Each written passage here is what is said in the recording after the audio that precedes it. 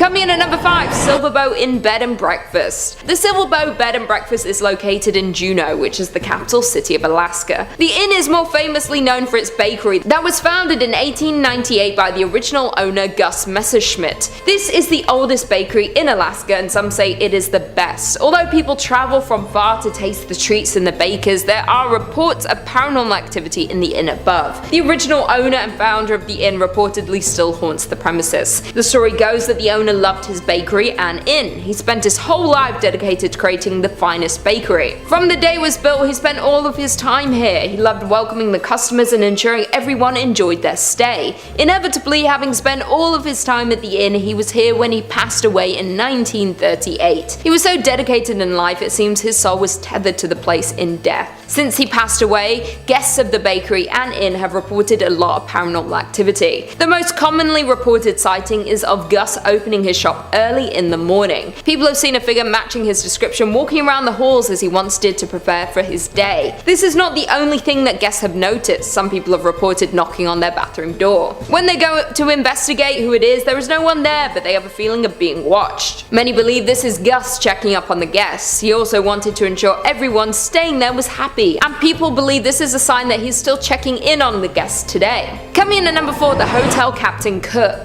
The Hotel Captain Cook, located in Anchorage, is notorious for its paranormal spirit, which has been nicknamed the White Lady. People often take ghost tours of the hotel, hopeful of a chance to meet this famous spirit. Although the origins of the ghost are mostly unknown, from her behavior it appears she passed away in the women's bathroom, or at least in the area which may have been home to something else before the hotel was built. The locals explain how she is bound to this place and is unable to pass on. She could possibly be cursed, as she seems distressed about her situation. Since the hotel opened, there was a lot of paranormal behavior in the area. She would break the glass of the mirrors in the ladies' bathroom or swing open the doors to scare those inside. The hotel management had to step in when one guest used the bathroom stall located at the very end of the ladies' room. While in the stall, she felt something fall around her neck and start to get tighter and tighter.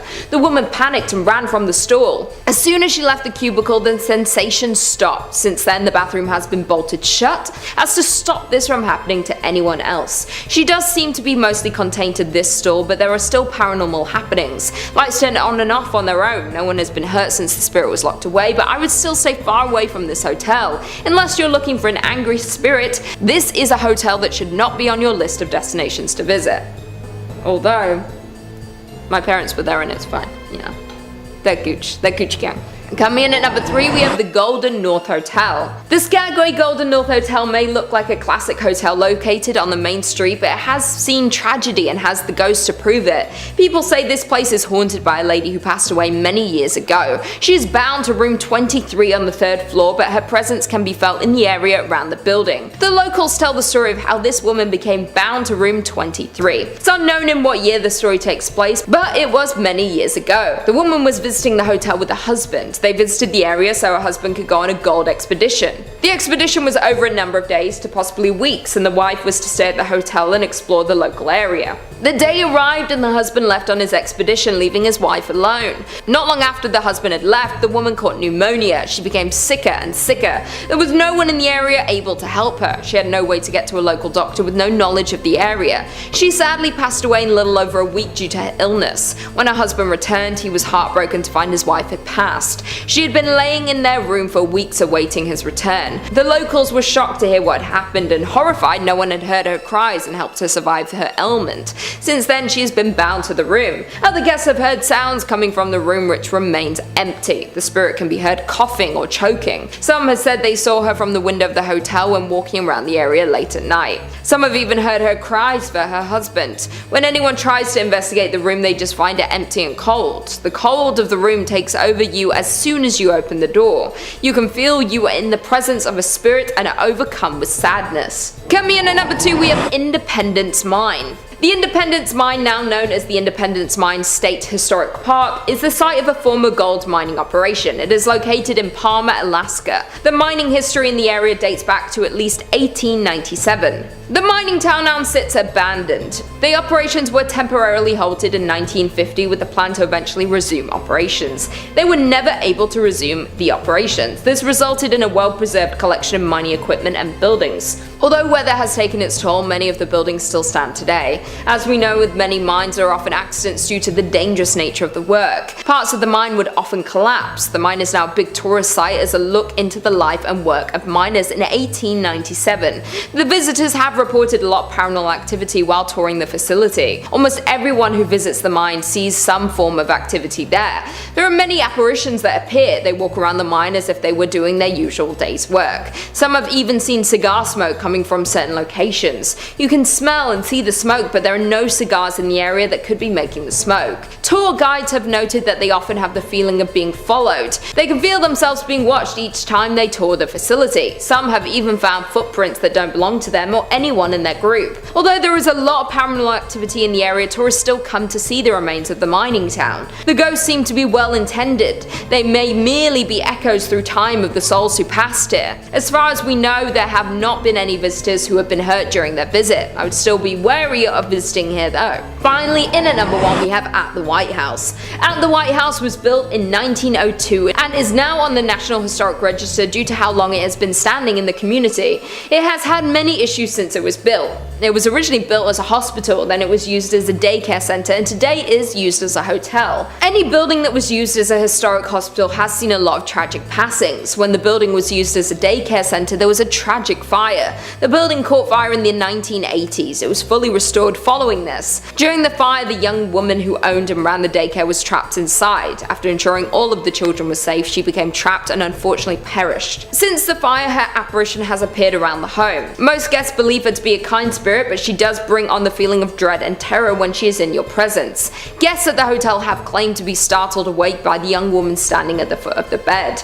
Once they wake up and become frightened, the spirit usually disappears. Workers at the hotel claim that she appears to show more interest in families with children. She reportedly had a love for looking after children, and even in death she wanted to ensure their safety during their stay at the hotel. It is unknown what room she was trapped in during the tragic fire, but there are numerous cold spots around the hotel. Others have heard faint screams and cries coming from certain rooms. She is hailed as a hero for saving all of the children during the fire, but guests are still frightened when greeted by her ghost in the early hours of the morning. In at number 5 we have the King Opera House. The King Opera House in Van Buren was built in the late 19th century, but didn't get famous from the shows it hosted or its beautiful interior, but instead the Opera House is noted for its connection to a murder, and there are rumors that it is haunted by the murdered actor. It all began with actor Charles Tolson, who was the owner of the Tolson Stock Company, which was a traveling acting troupe. The troupe had just finished a week of performances at the King Opera House in September 1903, and they were headed out of town to go to another performance. They headed to the train station, and when Tolson made his way to the ticket window, someone called out his name. Dr. William Parman, a well-known local doctor, emerged and shot Tolson with his revolver. Tolson was shot in the hip and the chest, and he was taken to the Fort Smith Hospital, but it was too late, and he died from his injuries. Dr. Parchman's motive for the incident was that he believed his 17-year-old daughter was in love with Tolson, was planning on running away with him, even though Tolson was married and his wife was a member of the acting troupe. Tolson knew Dr. Parchman and his daughter Allie, but there was no proof that he had any intention of eloping with the girl. Parchman was acting based on the information given to him by a vinegar salesman who may have had an interest in the young girl. Parchman was found not guilty of the murder despite there being multiple witnesses. Interestingly, both Allie and the vinegar salesman left town and were not present for the trial. It's said that Tolson's ghost haunts the King Opera House, which was the location of his last performance. Today, the Opera House is a contributing property to the Van Buren Historic District, listed on the National Register of Historic Places. It isn't currently open to the public, but is available to be rented out. In at number 4 we have Toltec Mounds. The Toltec Mounds is a famous historical site in Arkansas and is a National Historic Landmark, one of 4 in the Arkansas State Park system, and this park is the largest and most complex mound site in the state. Arkansas was once the home of a group of people referred to as the Plum Bayou culture by archaeologists and historians. Their existence in the area is a bit of a mystery. These people were not related to the Toltec tribes from Mexico, despite the site's name. The Plum Bayou culture also cannot be traced to any other group of people living in the area when the tribe was active. A total of 18 mounds have been identified in the area, all built between 650 and 1050 AD. One mound stands 49 feet high and another at 39 feet, with many smaller mounds surrounding it. The site was abandoned around 1050 AD and no remnants of the residents exist outside of the Toltec Mounds. Today, the site is still an active archaeological site in the home of Toltec Mounds Archaeological State Park. As for hauntings at the site, if an entire culture disappearing without a trace isn't creepy enough, many visitors to the site have reported the appearance of lights lights or orbs near the mounds, seeing ghosts and hearing footsteps around the site at night. Many of these findings have been caught on camera and video, and so many paranormal investigators, ghost hunters, and haunting enthusiasts have confirmed there is activity in the area. Whether it's from the Lost Society or not, we may never know. The mounds are open daily for visitors, with tours available to learn more about the history and hauntings in the area. In at number 3 we have the Allen House. The Allen House was built back in 1905 and was named after the original owner, Joe Lee Allen, where he lived in the home with his family for many years. Although Joe died in 1917, his wife Caddy stayed in the home with the 3 children Laddle, Lonnie, Lee, and Lewis. Sadly, Laddle took his own life in one of the bedrooms by drinking potassium cyanide, and it was unknown for many years for why she did it. After her death, her mother Caddy Allen kept the room completely closed off from the rest of the house. When Caddy passed in 1954, the property was split into rental apartments, and soon after renters moved in, they reported hearing footsteps and moans from the bedroom where Laddle died. In 1985, new owners bought the house and opened the bedroom, and it still contained the bottle of cyanide in a closet. The house changed owners twice, and in 2007, Mark and Rebecca Spencer purchased the Allen House and had a complete paranormal investigation done in 2008 because of the endless unexplainable instances. The investigators recorded over 40 voice phenomena and had their own paranormal experiences throughout their investigation. On August 22, 2009, Laddle's love letters were discovered in the attic floor. Over 90 letters detail her 1948 love affair, which ended with her taking her own life on Christmas night. After the owner Mark had experienced endless amounts of paranormal activity and discovering Laddle's love letters, he wrote a book called A Haunted Love Story. Nowadays, the home can be booked for tours explaining the history and the paranormal activity that goes on in the Allen House. During the Halloween season, it's open to the public from 6 to 11 p.m. for tours, and paranormal investigators and ghost lovers flock to hopefully experience Laddle's ghost that haunts the house to this day. In at number 2 we have Clayton House. The Clayton House is a historical treasure, but it's also one of the most haunted places in Arkansas. The home was originally built in 1852 by a man known as Mr. Sutton, and several years later, William Henry Harrison Clayton purchased the house and renovated it, doubling it in size, transforming the style into Victorian Gothic Italianate. Mr. Clayton lived here from 1882 to 1897 with his wife along with their 7 children. The home still has old portraits of William and his wife Florence hanging on the wall, and still had numerous priceless family belongings in the home. William had a twin brother, John K. Clayton, who was a US senator who had been mysteriously assassinated in 1873, and many believe his ghost is one that haunts the Clayton House. The second floor bedroom seems to have the most activity, and staff and visitors have reported hearing footsteps, boots stomping, and doors slamming, along with seeing apparitions. Music and singing have also been heard throughout the house. People who have visited this home have described seeing one ghostly apparition known as the Tall Man, who is dressed in all black, wears a hat, and walks angrily around. Another spirit often seen around the Clayton property is described as the woman in the brown dress. The woman is said to be peaceful and often just stands in one spot quite still. She is believed to be either Mrs. Clayton or possibly a nurse from the time the property was a hospital. The home became abandoned during the Civil War before it transformed into a Union Army hospital. There was a carpenter in 2007 who was doing some repairs on the home and took pictures before it started working, and when the pictures were developed, there was what appeared to be a woman in one of them. The home is now listed on the National Registry of Historic Places and holds tours of the home explaining the history and ghost stories. And finally, in at number 1 we have Crescent Hotel. The Crescent Hotel was built in 1886 and can be found in Eureka Springs. Due to the rich history, it has hundreds of tales of paranormal experiences and ghost sightings. The hotel has previously served as both a private girls' college and a cancer hospital, where Dr. Norman Baker claimed to have the cure for cancer. There are so many stories of ghost sightings, starting in room 218 where Michael, an Irish stonemason, who fell to his death when building the hotel. He's known to hang out in this room and is often seen. Theodora, a cancer patient who is known to be seen fumbling for her keys outside room 419, as well as tidying up for guests when they leave the room. Brecky, who passed away in the hotel, has been seen throughout the hotel, often bouncing a bull. Dr. John Fremont Ellis, the hotel's former in-house doctor in the 19th century, is often seen, or his cherry pipe tobacco is smelled near his former office, which is now room 212. Even the famed hotel cat Morris, who had been buried on the hotel property, is regularly seen and heard. A recurring phenomenon happens at a specific spot on the 3rd floor, where the hotel connects to an annex built onto the hotel when it was a hospital. The area has been said to be a portal to the other side. There have been multiple guests who have grown faint, with a few passing out frequently. Guests turning pale and falling against the wall, and then sliding down, many paranormal investigators believe that limestone has a special ability to absorb and release electromagnetic and psychic energies. Crescent Mounds in the hilltop the hotel sits on is predominantly limestone. The massive thick stones used for the body of the hotel were also made of limestone, and these factors may contribute to the amount of paranormal activity the hotel guests experience. The Crescent Hotel is dubbed America's Most Haunted Hotel and has been on many TV shows like Ghost Hunters, Ghost Adventures, and Paranormal Witness. There have been an abundance of extraordinary experiences and have attracted the attention of paranormal investigators to study and research the hotel's supernatural activity. The hotel offers daily ghost tours to learn more about the ghost stories, sightings, and the history of the hotel. Number 5 on this list is the Molly Brown House. If you live in Denver, then there is no way that you aren't familiar with this haunted place. Thrillist says you've no doubt heard of the Molly Brown House and likely passed it on the street once or twice too. Molly Brown was a notable member of Denver's elite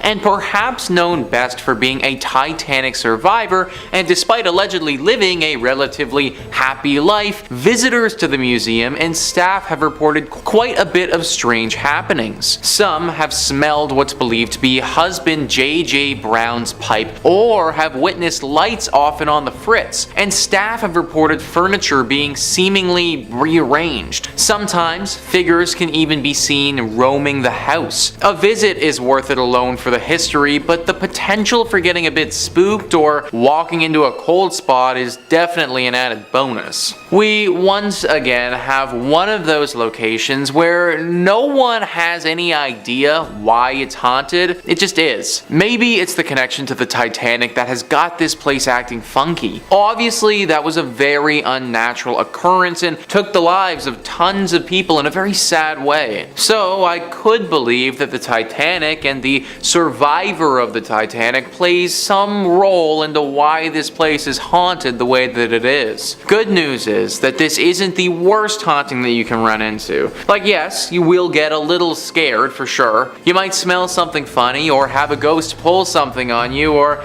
even maybe have small valuables go missing. But ultimately, you probably shouldn't be dragged to the underworld here by some shadow demon or anything like that. So I guess if you were to visit any place on this list, then this one wouldn't be the worst. Just be prepared for what's coming, because if you aren't, then it could leave you with some serious mental trauma. Number 4 on this list is Phantom Canyon Road. You need to be very careful on this road because there is a good chance you could suffer a serious crash if you aren't. Thrillist says a haunted road is one thing, but a haunted road in Colorado means you're likely on the edge of a mountain and at some serious elevation. Phantom Canyon Road is a detour off the Gold Belt Tour byway connecting Cripple Creek and Florence, and was originally the railroad for that route. As you drive along, you can clearly see the ghost towns of Wilbur, Adelaide, and Glenbrook, and legend has it that the reason for Phantom Canyon's name is credited to sightings of a man wearing a prison uniform walking along the tracks in the 1890s. The man supposedly had been executed at the Colorado State Penitentiary a few days earlier. So yeah guys, you better have your wits about you, because if you don't, this ghost might come out and startle the crap out of you, and then the next thing you know, you're gonna be face deep into a tree somewhere. It also just adds to the horror ambiance that you're driving past several ghost towns along the way. Like, of course, they just had to be on the side of the road as you're also getting stalked by this ghost prisoner. No one really knows what this prisoner wants with you, but let's face it, I can't imagine it's good. My dude was executed back in the day, so for one, what he did was probably pretty bad to warrant a punishment like that, and then secondly, he literally got executed, and I can only guess that his ghost probably isn't too pleased about that. Y'all need to be especially careful if you're driving down this road, because at any point, this guy could pop out. Number 3 on this list is Central City Masonic Cemetery. Of course, we had to have a cemetery on this list. No haunted place list would be complete without at least one of them. Thrillist says, founded as a mining town in the late 1800s, Central City is now known as a destination for those looking to head to the hills for a gambling fix in the casinos that now dot the area. But one thing hasn't changed. The woman in black who twice a year appears in this hilltop cemetery above the town. Known as the Columbine Lady, she comes to visit the grave of of John Cameron, a prominent former resident of Central City who died in 1884. Some believe she is his fiancée, appearing to leave flowers for her lost love on November 1st, the anniversary of Cameron's death, and April 5th, a date for which the significance remains a mystery, much like the woman herself. This place is safe to go to if, of course, you do not go during these times. She's been coming for a long time, and anyone who tried to interfere with her has had to pay the price. Now, people kind of suspect that she was in a relationship with John Cameron, but there's also another theory. Many people think that John actually wronged her in his life, and that this woman in black comes twice a year to double check that John is still dead and hasn't come back to life by some means. Pretty scary tale for sure, one that you probably don't want to get involved with. Number 2 on this list is the Broadmoor. Located in Colorado Springs, this hotel would be freaking awesome if it wasn't so haunted. Thrillist says this sprawling 5-star hotel has a lot to offer for anyone seeking a relaxing and indulgent getaway. But along with the golf course, spa, and nearby zoo, there's one feature you won't find in any brochure. Staff and guests alike have reported the presence of a woman, often in the penthouse where Julia Penrose, co-founder of the property, once lived. While not confirmed, Penrose's death is said to have been surrounded by a strange occurrence in which she went missing and was later found, confused and shaking in the woods nearby with no memory of how she got there. She passed away a week later, and perhaps her spirit remains, watching over the property and seeking answers about her own mysterious death. Now I am wondering, man, how did Penrose die? Like, this whole story feels like a movie or something like that. I truly think somebody needs to get in here and investigate what the heck happened here. Because, like, should we be scared of the region because this is gonna happen again? Was Julia doing something specific before she disappeared, and should we avoid doing that thing? There are just so many questions that need to be answered here, and sadly I can't do it from the comfort of Toronto. That being said, I'm also not trying to end up like Julia, and therefore will be leaving this job to somebody far more qualified. And finally, number 1 on this list is the Highlands Ranch Mansion. A truly picturesque mansion, one that's been standing for over 100 years, and one that's home to a ghostly spirit. Thrillist says this sprawling stone mansion, built in 1891, is often rented for weddings and events due to its impressive structural beauty and picturesque prairie views. But it's also a historic property and somewhat of a museum of the times, with a bit of paranormal activity sprinkled in. The ghost of Julia Kistler, daughter of F. Kistler, who bought the property in 1926, is said to haunt the home, with visitors and staff alike reporting hearing a woman's sobs, seeing a silhouette figure moving about when the mansion was otherwise vacant, and lights sporadically turning on and off. I don't know about you guys, but during my wedding ceremony, I want to hear beautiful sounding music, not the sobs of some ghost woman thing. Apparently she's crying all the time, and this woman's emotions are not something to play with. There's a story where once several children were playing around here. There was a wedding ceremony scheduled here for later that day, and the children were off doing what kids do before the proceedings got underway. They ran into this ghost crying, and then they started to make fun of her. They were rude and definitely unkind, but they also didn't deserve what she did next. It's said that in a fit of rage, she flew inside their bodies and possessed each and every one of them for a short time, showing them things that were truly terrifying. Things that have ultimately changed those boys' lives and altered their mentality forever. Any ghost that's capable of doing something like that, that's one that I don't want to be around. In at number 5 we have Whispers Estate. The Whispers Estate was built around 1894, and between 1899 and 1901 is when Dr. George and Sarah White moved in. George was a successful physician and ran his practice from their home. The two adopted many orphaned children, and unfortunately several passed away in the house over the years. Some of the children they took in were troubled. Many of them passed away in the bedrooms and other areas of the home, and even some of Dr. White's patients have been said to have also passed while in the home.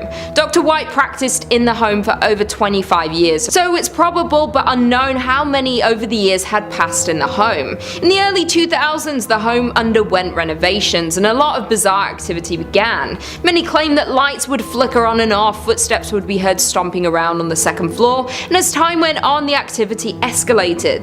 To this day, people reserve time to come and experience all this paranormal activity, and are encouraged to write down any experiences they had while in the home, and these accounts are posted to the Whispers Estates official Facebook page.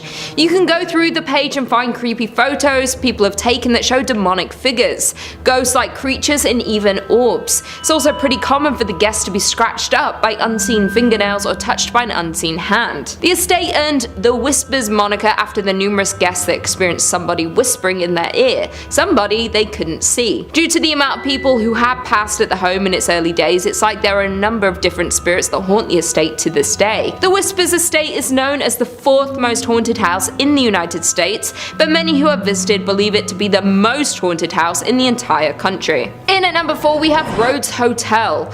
The Rhodes Hotel was established in 1893 and was named after the first owners, Clara and Newton Rhodes. The youngest child in the Rhodes family, Everett, passed in one of the second-story bedrooms after contracting tuberculosis at 18 years old. Soon after their daughter's death, Newton unfortunately died, and it's believed he had died inside of the house. After Newton's passing, Clara turned the house into a dual brothel and speakeasy. It's said that one of the ladies of the night, Sarah, still haunts her bedroom tucked behind the stairs on the second floor. After Clara's death, the family home was opened as a hotel in the late 1800s and was meant to house those flocking to East Central Indiana during the natural gas boom. It's even believed that John Dillinger and Al Capone stopped at the hotel for a stay after hitching a ride on a train to Indiana. Not only did the family pass in their home, but a preacher by the name of Lester Poor supposedly hanged himself in the attic during the time when the home was converted to a hotel. But many believe his death could have been a murder. Due to the hotel's rich history, many locals and visitors have experienced paranormal activity, and everyone in the town knew that many spirits that passed in the building still haunt it to this day. The hotel closed its doors in 1937 and the property remained in the Rhodes family hands but sat empty for more than 30 years. The hotel and its contents were eventually auctioned off and it landed on the National Register of Historic Places, and the hotel saw 3 owners before the Haleys took it over for restoration. The Rhodes Hotel was purchased by Clint and Linda Haley in 1995, and they heard rumors about the haunting of the hotel, but this didn't faze them. They were more worried about the work they'd have to do to restore the home. The Haleys claim that they didn't encounter any paranormal activity, but many find that hard to believe. The hotel was up for sale again in 2017 when a man by the name of Couch took it over for his charity. Couch had launched the Lost Limbs Foundation 4 years earlier, which raised funds for prosthetic limbs for children. To this day, Couch's charity has owned and run the hotel. Not only had it been named among Indiana's most haunted places, but the hotel is consistently booked for private and paranormal investigations. The overnight investigation tickets can get up to $200, and this hotel attracts people from across the country. There have been many investigators that believe there is extensive activity in this old hotel, and people have captured a figure-like shadow moving across the living room curtains with the use of night vision cameras. Most commonly, people hear whispers and the second floor creaking when no one is inside. Unlike the Haleys, Couch said he's seen and heard supernatural happenings in the hotel since moving onto the property in 2017. He's heard footsteps on the staircase, the property camera has turned off randomly, and picked up voices before the footage flickers back on. Once, while hosting an investigation, Couch said he witnessed one of many Victorian dolls left behind from a previous owner jump off of its chair. In at number 3 we have Avon Bridge. The Avon Bridge is known to be haunted by almost every local living in the area. It is a massive trip-arch railroad trestle spinning a rural road over White Lick Creek. The bridge is a fascinating landmark in Hendricks County with lots of legends and history surrounding it, some more sinister than others. There are a few historical facts about the bridge that we do know. It was built in 1906 off County Road 625, was designed by W.M. Dunn, and is still used today. Many haunted stories surround this bridge and the area surrounding it. One story claims that a mother had been walking on the tracks and fell to her death. The mother's wailing could be heard when you drive under the bridge. It's common for many locals to honk when driving under the bridge in an effort to muffle her screams. Another story is that a drunk rail worker slipped during construction and was buried alive in the wet cement. The tale is that when a train goes over the bridge, people claim to still hear his moaning. Many locals say that if you go near the bridge at night, you will hear moaning and can see a ghostly figure of a ghost, or even 2 or 3 at a time. If you're traveling near the bridge on a hot summer day, you may be witness to the ghost tears streaming down the concrete. Many people don't even refer to it as the Avon Bridge. It's often called the Haunted Avon Bridge because of the number of accounts of ghost sightings and constant sounds of the moans moans and screams heard from the ghosts that haunt the bridge. In at number 2 we have James Allison Mansion. The James Allison Mansion was built for James Allison, and it was a dream home, done in a grand design and style that exhibited James's wealth and importance. James was an important figure in the auto and plane industry, greatly helping in the development of cars and airplanes. He founded the Presto Light Company, which produced the first efficient headlight for early automobiles, and was a founding partner in Carl Fisher's Indianapolis Motor Speedway. He also started Allison Engineering Company, which evolved and transformed into an aircraft engine make known today as the Allison division of Rolls-Royce. James purchased the 65-acre estate, and he and his wife Sarah built this glorious mansion, starting construction in 1911 and finishing in 1913. The massive home had an elevator, a billiard room, an indoor pool in the basement, a breakfast room, a library, a grand kitchen, and even pumped-in ice water. 15 years after the Allisons built their forever home, James then fell in love with his secretary, and he divorced his wife Sarah in 1928. Only a month later, James married this former employee, Lucille Musset. However, James contracted a fatal case of pneumonia and died shortly after marrying his second wife at the age of 56. In 1936, the estate went up for sale, and that same year it was bought by Sisters of St. Francis of Oldenburg. The former Allison home became a home for the college's library, administrative offices, classrooms, and sleeping quarters for the sisters. There have been many things seen and heard throughout the years since it became a college. There was a girl who had drowned in the pool in the basement, and James's untimely death in the home. Both people could be haunting this mansion to this day. It's said that people who pass through a sudden accident or a bout of illness, sometimes their spirits hang around, perhaps unaware that they have died or not wanting to accept their deaths, and this is the case for both the little girl and James. The entity of a little girl is often seen throughout the mansion. There are strange cries that are heard from the basement, in the attic, and objects seem to move by themselves and can completely disappear. There is another entity seen and could possibly be more than one, and they like to take keys and objects and move them to odd places. The library in particular is often completely rearranged, like the books and furniture. And finally, in at number 1 we have French Lick Springs Hotel. Nestled in the small resort town of French Lick sits the massive French Lick Springs Hotel. This legendary hotel was constructed in 1845 and is a crown jewel of the southern Indiana town, but there's more to this resort than meets the eye. This Indiana hotel is known to be one of the most haunted places in the state. Thomas Taggart was a mayor at the time and purchased the hotel in 1888. After purchasing the hotel, he added luxurious furnishings, marble floors, and built 2 championship golf courses. During this time, Taggart became the Democratic National Chairman, and the hotel became the unofficial headquarters of the Democratic National Party. In 1931, Franklin Roosevelt visited the hotel because of its Democratic standing and won the presidency a mere year later. Over the years, the hotel and the work Taggart put into it made it one of the most prominent hotels in the area, and even ran the West Baden Springs Hotel out of the business. Unfortunately, in 1916, Taggart passed away, but according to local legend, his spirit has never left the building. Taggart died in 1916, but that hasn't stopped rumors of sightings of this famous hotel owner. Guests and employees frequently encounter strange and paranormal activity throughout the hotel, and they believe it is caused by Taggart himself. Many spot his ghostly figure near the service elevator and can pick up a strong scent of pipe tobacco.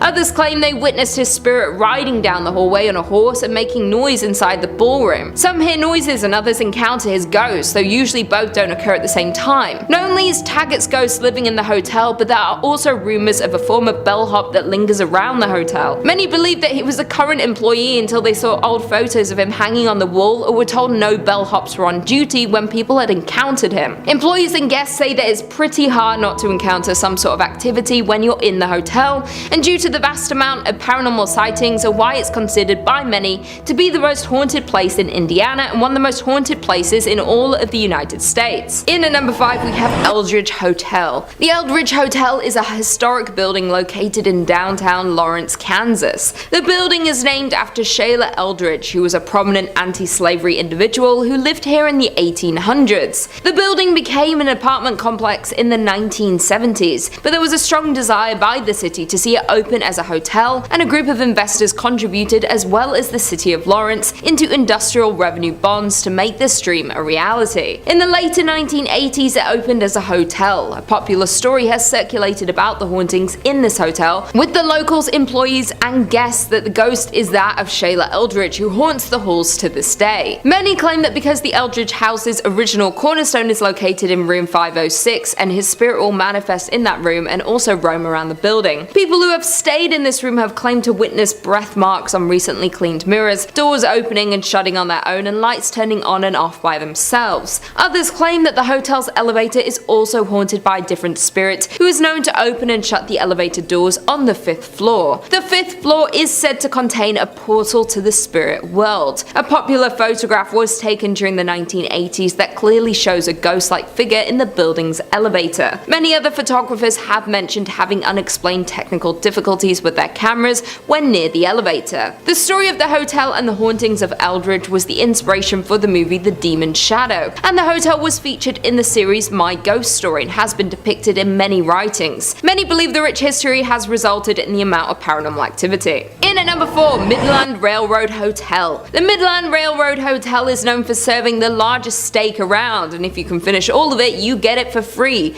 But it has a sinister, haunting history. It was first a popular train stop in the 1890s, then known for being the location for the movie Paper Moon, where many scenes were filmed at this hotel in 1973. Since then, it's gone through fires, the Great Depression, and plenty of renovations. It is now owned by the Wilson Foundation, has been back in business since 2003, and is listed on the National Register of Historic Places. Not only is this hotel known for these interesting things, it's most known now for the paranormal activity that lurks around the hotel. The most famous ghost is that of an orphan girl that haunts the 3rd floor, who knocks on doors, runs through the hallways, and even jumps on your bed, leaving little footprints. A ghost hunting team has experienced this spirit and have recorded sounds of the little girl. Another 3rd floor room is where a sheriff was said to have been lynched, and sometimes the door is unable to be unlocked even by the master key. Ghostly figures have been seen at the top of the stairs, and things in the kitchen have flown distances suddenly without being touched by anyone. There are also many ghostly figures that are seen on the staircases, and have left many to believe that the fire that took many lives back in 1902 are the results of some of these paranormal presences. The owner of the Midland Railroad Hotel, Melinda Merrill, says that there's not one employee who hasn't seen or felt something, and you can definitely feel a presence when you enter the hotel. In at number 3, we have Hotel Josephine. The Hotel Josephine is considered by many to be the most haunted hotel in Kansas. It was built in 1890, located in the city of Houghton,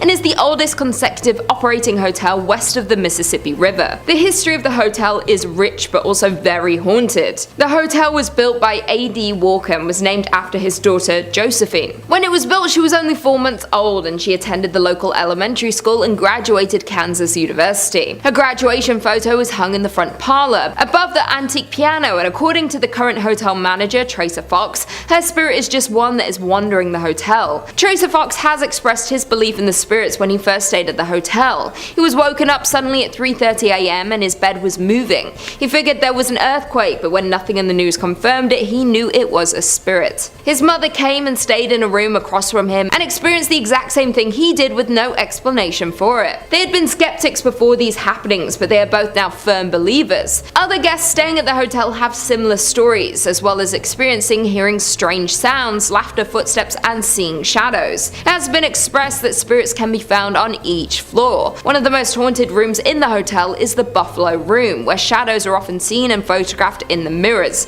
around the room, as well as the Carrie Nation Room. According to historical documents, a woman hanged herself in the bathroom of that room, and many guests staying there have come out of the room clutching their necks and having a hard time breathing. The hotel has brought several famous guests over the years, including former US President Grover Cleveland, who stayed there in between his 2 terms as president, along with Carrie Nation, Robert Louis Stevenson, Charles Curtis, Kirstie Alley, John Sullivan, Sam Rayburn, and Harry Langdon. Due to the amount of paranormal activity and active spirits in this hotel, the hotel hosts several paranormal and haunted events throughout the year, and many ghost hunters come to Houghton to check out the more than century-old hotel. It's also been featured in many television shows, including Coast Tours of Kansas and Haunted Rooms America. Coming in at number 2, we have McInteer Villa. The McInteer Villa is one of the unusual and historic houses built in the city of Atchison. It was built in 1889 for John McInteer, a wealthy manufacturer of harnesses and saddles. He did a great deal of business with wagon trains, plying the overland trails. John McInteer's first wife, Alice, died in 1892. He married his second wife, Anna Conlon, a widow with 3 sons, and after John's death in 1902, Anna continued living in the home until her death in 1916. During her ownership, the house was home to many of her relatives, with lots of children as well. Around 1925, Anna's brother, Judge Charles J. Conlon, a prominent Atchison lawyer, and his family made the villa their home. In 1952, the McInteer Villa was purchased by Miss Isabel Altus, a retired professional violinist and eccentric. She lacked the financial resources to be able to restore the home, and shortly before her death, she sold the home to George Gerardi in 1969, who started to rehabilitate the old estate. Many people, past and present, who have lived in and visited the home have experienced many paranormal experiences. There have been figures being seen in windows when no one is home, lights turning on and off in the tower which doesn't have electricity, a speaker getting thrown off the counter, and boxes mysteriously moving on their own. Sounds of slamming doors throughout the night, footsteps walking down the hallway on the second floor throughout the night,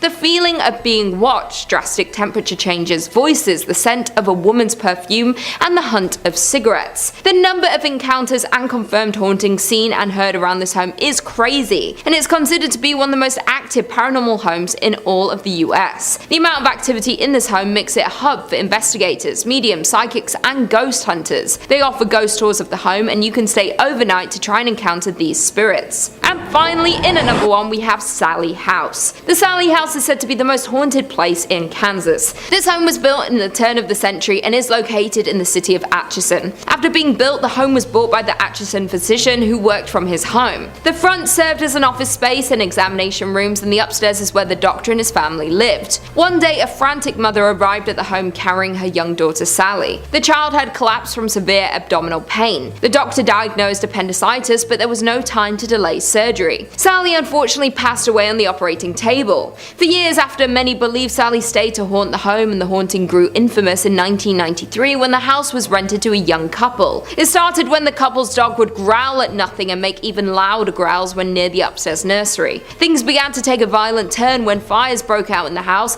and a series of sinister attacks on the husband began. The former operating area would feel extremely cold, and objects would visibly move when the young man came close. He could feel scratches on his chest and abdomen, but the ghost never attacked the wife or baby. Not only did the former residents experience the paranormal activity, but locals and other visitors of the home have experienced objects moving on their own, mysterious coldness, physical touches, video and investigative equipment that stopped working, trained guide dogs refusing to enter the nursery, and unexplained scratches or bruising on their bodies during and after their visits. Psychics have visited the home, and many have confirmed the presence of spirits in the home and have even communicated with them, and many have entered as skeptics and left believers. Due to the number of experiences in the home, it's gained a lot of media coverage from television channels including A&E, the Travel Channel, the Discovery Channel, and the Sci-Fi Channel. The home is not currently occupied but holds many guided ghost tours for both daytime and even overnight visits for the ghost lovers and paranormal investigators. Beware though, because a waiver is required due to the potential for personal injury, but no serious injuries have been reported since the last tenant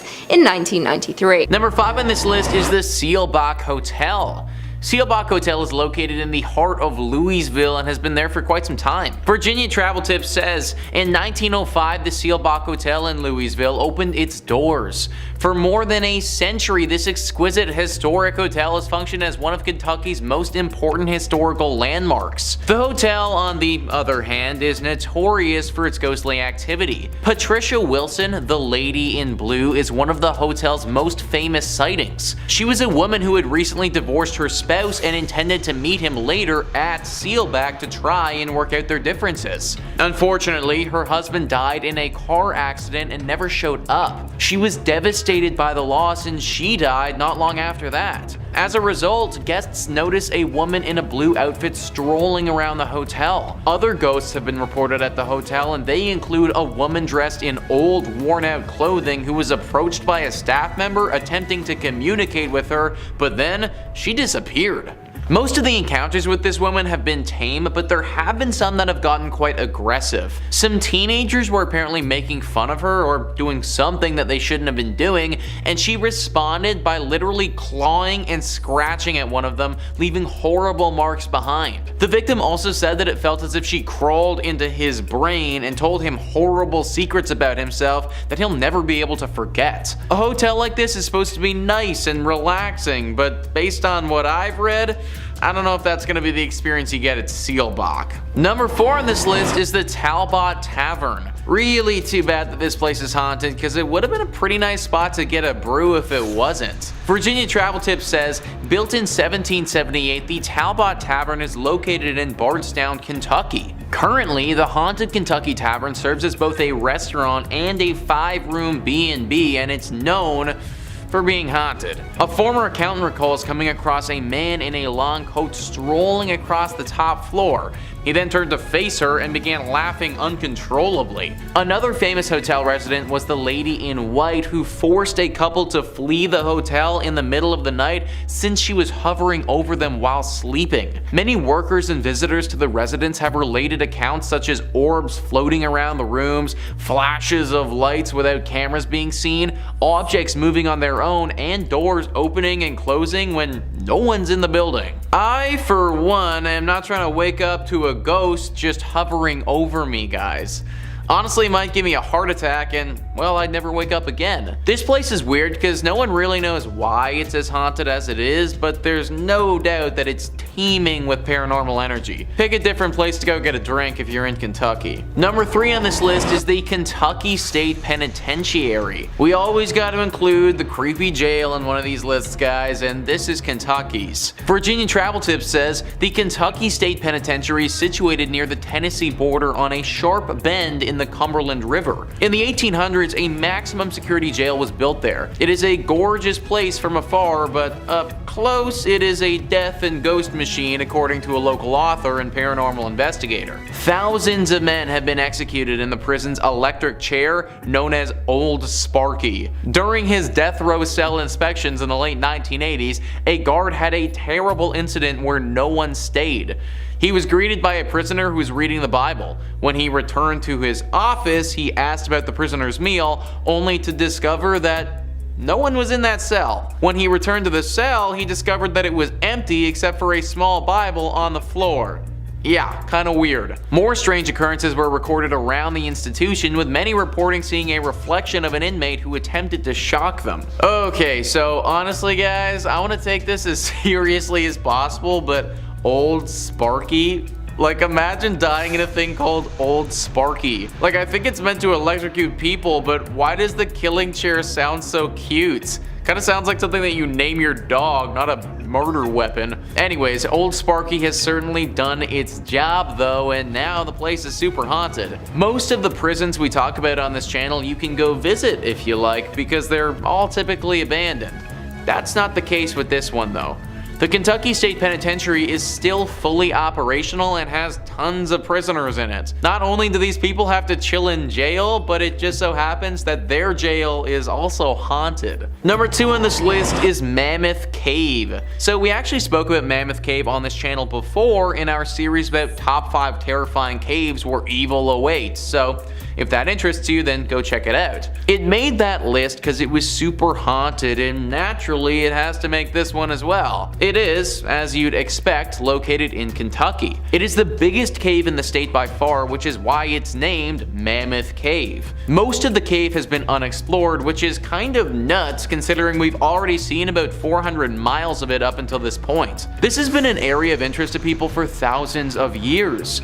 Back 4,000 years ago, it's believed that people used this cave to bury their dead. This was the first encounter this cavern saw of death, but it definitely wasn't the last. After the War of 1812, these caves were sold off and used as a place to mine salt. The workers of these mines were slaves and oftentimes were worked to death down there. After the salt had been mined, this place functioned as a spot for sick tuberculosis victims to go. Obviously, this created more death in this place and just contributed to what is a very haunted area now. Today we get an array of ghostly apparitions popping up to people. Ghosts from all the way back 4,000 years ago have been seen, still lingering and clinging on to this cavern. People have seen the visions of slaves calling out for help and ghosts of sickly individuals as well. H.P. Lovecraft, one of the most famous fantasy horror writers, was inspired by this cave. Anything that inspired that guy is probably a spot that you want to avoid. And finally, number 1 on this list is Nada Tunnel.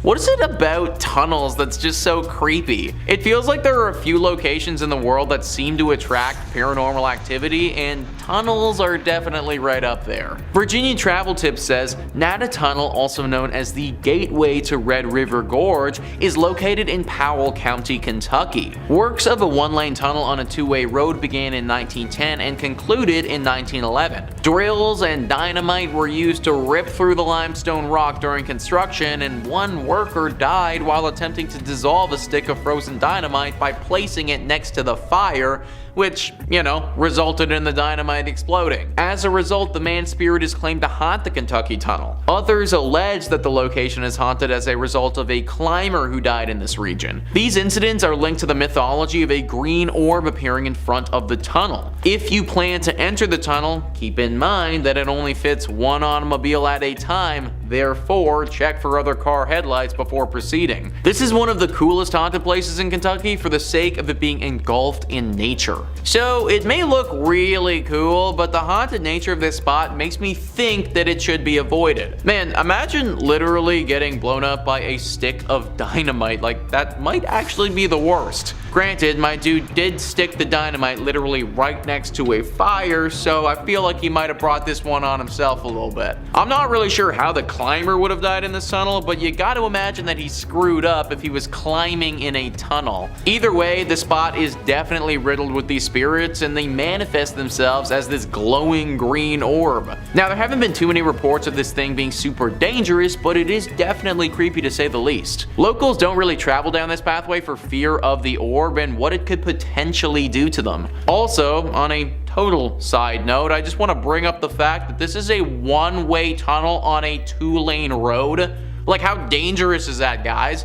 What if it's foggy or something and I can't see all the way down the tunnel to the other car? That is literally the dumbest road design I have ever heard of. Maybe the legend was just created by the locals because they know how dangerous this freaking tunnel is. Regardless of what it is, I recommend staying away. Number 5, Hokomok Swamp. Already sounds pretty scary in itself. Something about swamps, you know what I mean? During the 17th century, the Hokomok Swamp was used as a fortress by the Wampanoag people, the predominant band of natives in the area, against invasion by the early British settlers. It played a landscape role in King Philip's War as a strategic base of which to launch assaults with nearby English settlements. During the 18th and 19th centuries, settlers deemed the swamp to be useless, barren land, and it didn't really do much besides sit there and just kind of take up space. They attempted to drain it and convert it into a profitable farmland, however, nothing really grew. The natives of the region placed a much higher value on the swamp, however, for centuries. The first people had relied on hunting food there, riddled with fauna, and the swamp had gained an important legend and folklore among them as being a place where many things meet. They named it Hokomok, the Algonquin term meaning place where spirits dwell, and that's exactly what people say they do. Dwell there. What makes this swamp so haunted is the different purposes it was used for. A cesspool for bones of the fallen. Some places are just more susceptible to violence and death over the years, and that reputation of spirits lingering is what's so heavy and cold about this location. Much of the swamp served a dual purpose as a sacred burial ground as well. The Hokomok is occasionally referred to as the home of the Hobomok. The Wampanoag people worshipped and feared Hobomok, the chief deity of death and disease. Hobomok, composed of human souls of the dead, was known to congregate in areas like the Hokomok Swamp. Thus the term and lore stuck. Yep, just a giant mud monster swallowing souls. Charming. There are many stories and legends that have become associated with this swamp and are even connected to the number 1 on my list. It remains a place of mystery and fear and apparently good frog catching. Number 4, Lowell Cemetery. Lowell Cemetery is a cemetery located in Lowell, Massachusetts. Founded in 1841 and located on the banks of the Concord River, the cemetery is one of the oldest garden cemeteries in the country, making it a perfect place for violence and an eternity of soul searching. Many of Lowell's wealthy industrialists are buried here under lavish Victorian tombstones. Visitors have claimed that this is one of Massachusetts' most haunted cemeteries. What makes a haunted cemetery more haunted than another haunted cemetery, you know? Is there like a competition or like a quota or something? Just gotta keep the numbers up. What is it? I feel like every local claims their cemetery is the oldest and most haunted. And this brings me to our fair maiden here, the mysterious witch, Bonnie. A popular meeting place amongst the local teens at night for some scares and some screams, the statue of a woman with her arms outstretched on a rectangular tomb, her hands clutching a veil that falls down behind her body as though it were a cloak caught in the wind. Her eyes lay cold, staring at the heavens. Under her left eye, a black tear. Paranormal researchers have claimed that the statue holds more of an electromagnetic current, and strange things can be seen in front and around the statue, making it seem like it's moving from time to time. Creepy. There is local lore that if you leave a coin or ribbon on the statue, then you'll get good luck, and in return, if you steal or take the items from the statue, the haunting whispers of bad karma will follow. Although research shows that this gravesite holds no actual sinister history, the ghostly sightings surrounding it are a hotspot within the cemetery. I bet at night under the moonlight this woman could be very terrifying. Number 3. Boston Common. Most common fact about the Common, one of the most haunted places in Boston. That rhymed really weird, didn't it? If you're out for a walk and feel the need to brush up on your American history, then you can be sure to either see the ladies by the trees or the Patriot men rushing the battlefront. Well, what's left behind from them at least. The Boston Common had a multi-purpose identity through the centuries. Originally as a farm, and then trading grounds for the British and American military, the Common was used as a camp during the American Revolutionary War. 20 minutes to load these old muskets and a lot of people dying. It was also used for public hangings up until 1817, most of which were from the large oaks, which were eventually all replaced with gallows in 1769. These grounds held weight during the witch trials and made a perfect open concept park that a spectacle could be enjoyed at. These people were sick. This place has seen its fair share of violence. The 350-year-old park is full of graves, ghosts, and gallows. It's almost impossible to know just how many bodies lay underneath the park, like a cesspool of unmarked graves from many different eras. Most buried here were low class, sick, or died in battle. Oh, and of course were hanged in front of the public. This place is home to many dark shadows, cold spots, and the occasional smell of gunpowder. Next time you're in Boston, swing by one of America's oldest and fullest cemeteries and see if you can see anything for yourself. Number 2, the Danvers State Hospital. The Danvers State Hospital, or also known as the Danvers State Insane Asylum, was a psychiatric hospital located in Danvers, Massachusetts. It was built in 1874 and opened in 1878 on the isolated site in rural Massachusetts, which, fun fact, the judge who preceded the Salem witch trials lived on. That's bad karma already, isn't it? Despite being included in the National Registry for Historical Places in 1984, the majority of the building was demolished in 2007. At a cost of $1.5 million at the time, the hospital originally consisted of 2 main center buildings with housing for the administration, with 4 radiating wings on each side. The outermost wards were reserved for the most hostile patients. This was a prominent location where medications were being tested by the government, and the favored lobotomy was being fleshed out. When shock therapy failed to control the population, lobotomies started, and in 1939 the population of the hospital swelled to almost over 2,400 patients. A total of 278 people died at the hospital that same year. Neurology experts often call Danvers the birthplace of the prefrontal lobotomy. Ouch. Visitors to the hospital during these years reported lobotomy patients wandering around staring blankly at nothing, unaware of who they were or what they were doing. Large budget cuts in the 60s played a major role in the progression of closing the Danvers State Hospital, and with nicknames like Hell Hill Hospital and Lunatic Asylum, the hospital began slowly closing its facilities by 1985. The original hospital wards were closed and abandoned soon after. During the 80s, reports began to filter out of the hospital about missing teenage patients. The stories of ghostly figures and shadows in the windows were thriving. Are the ghosts of the lobotomized patients still aimlessly walking the realms of this now demolished hospital?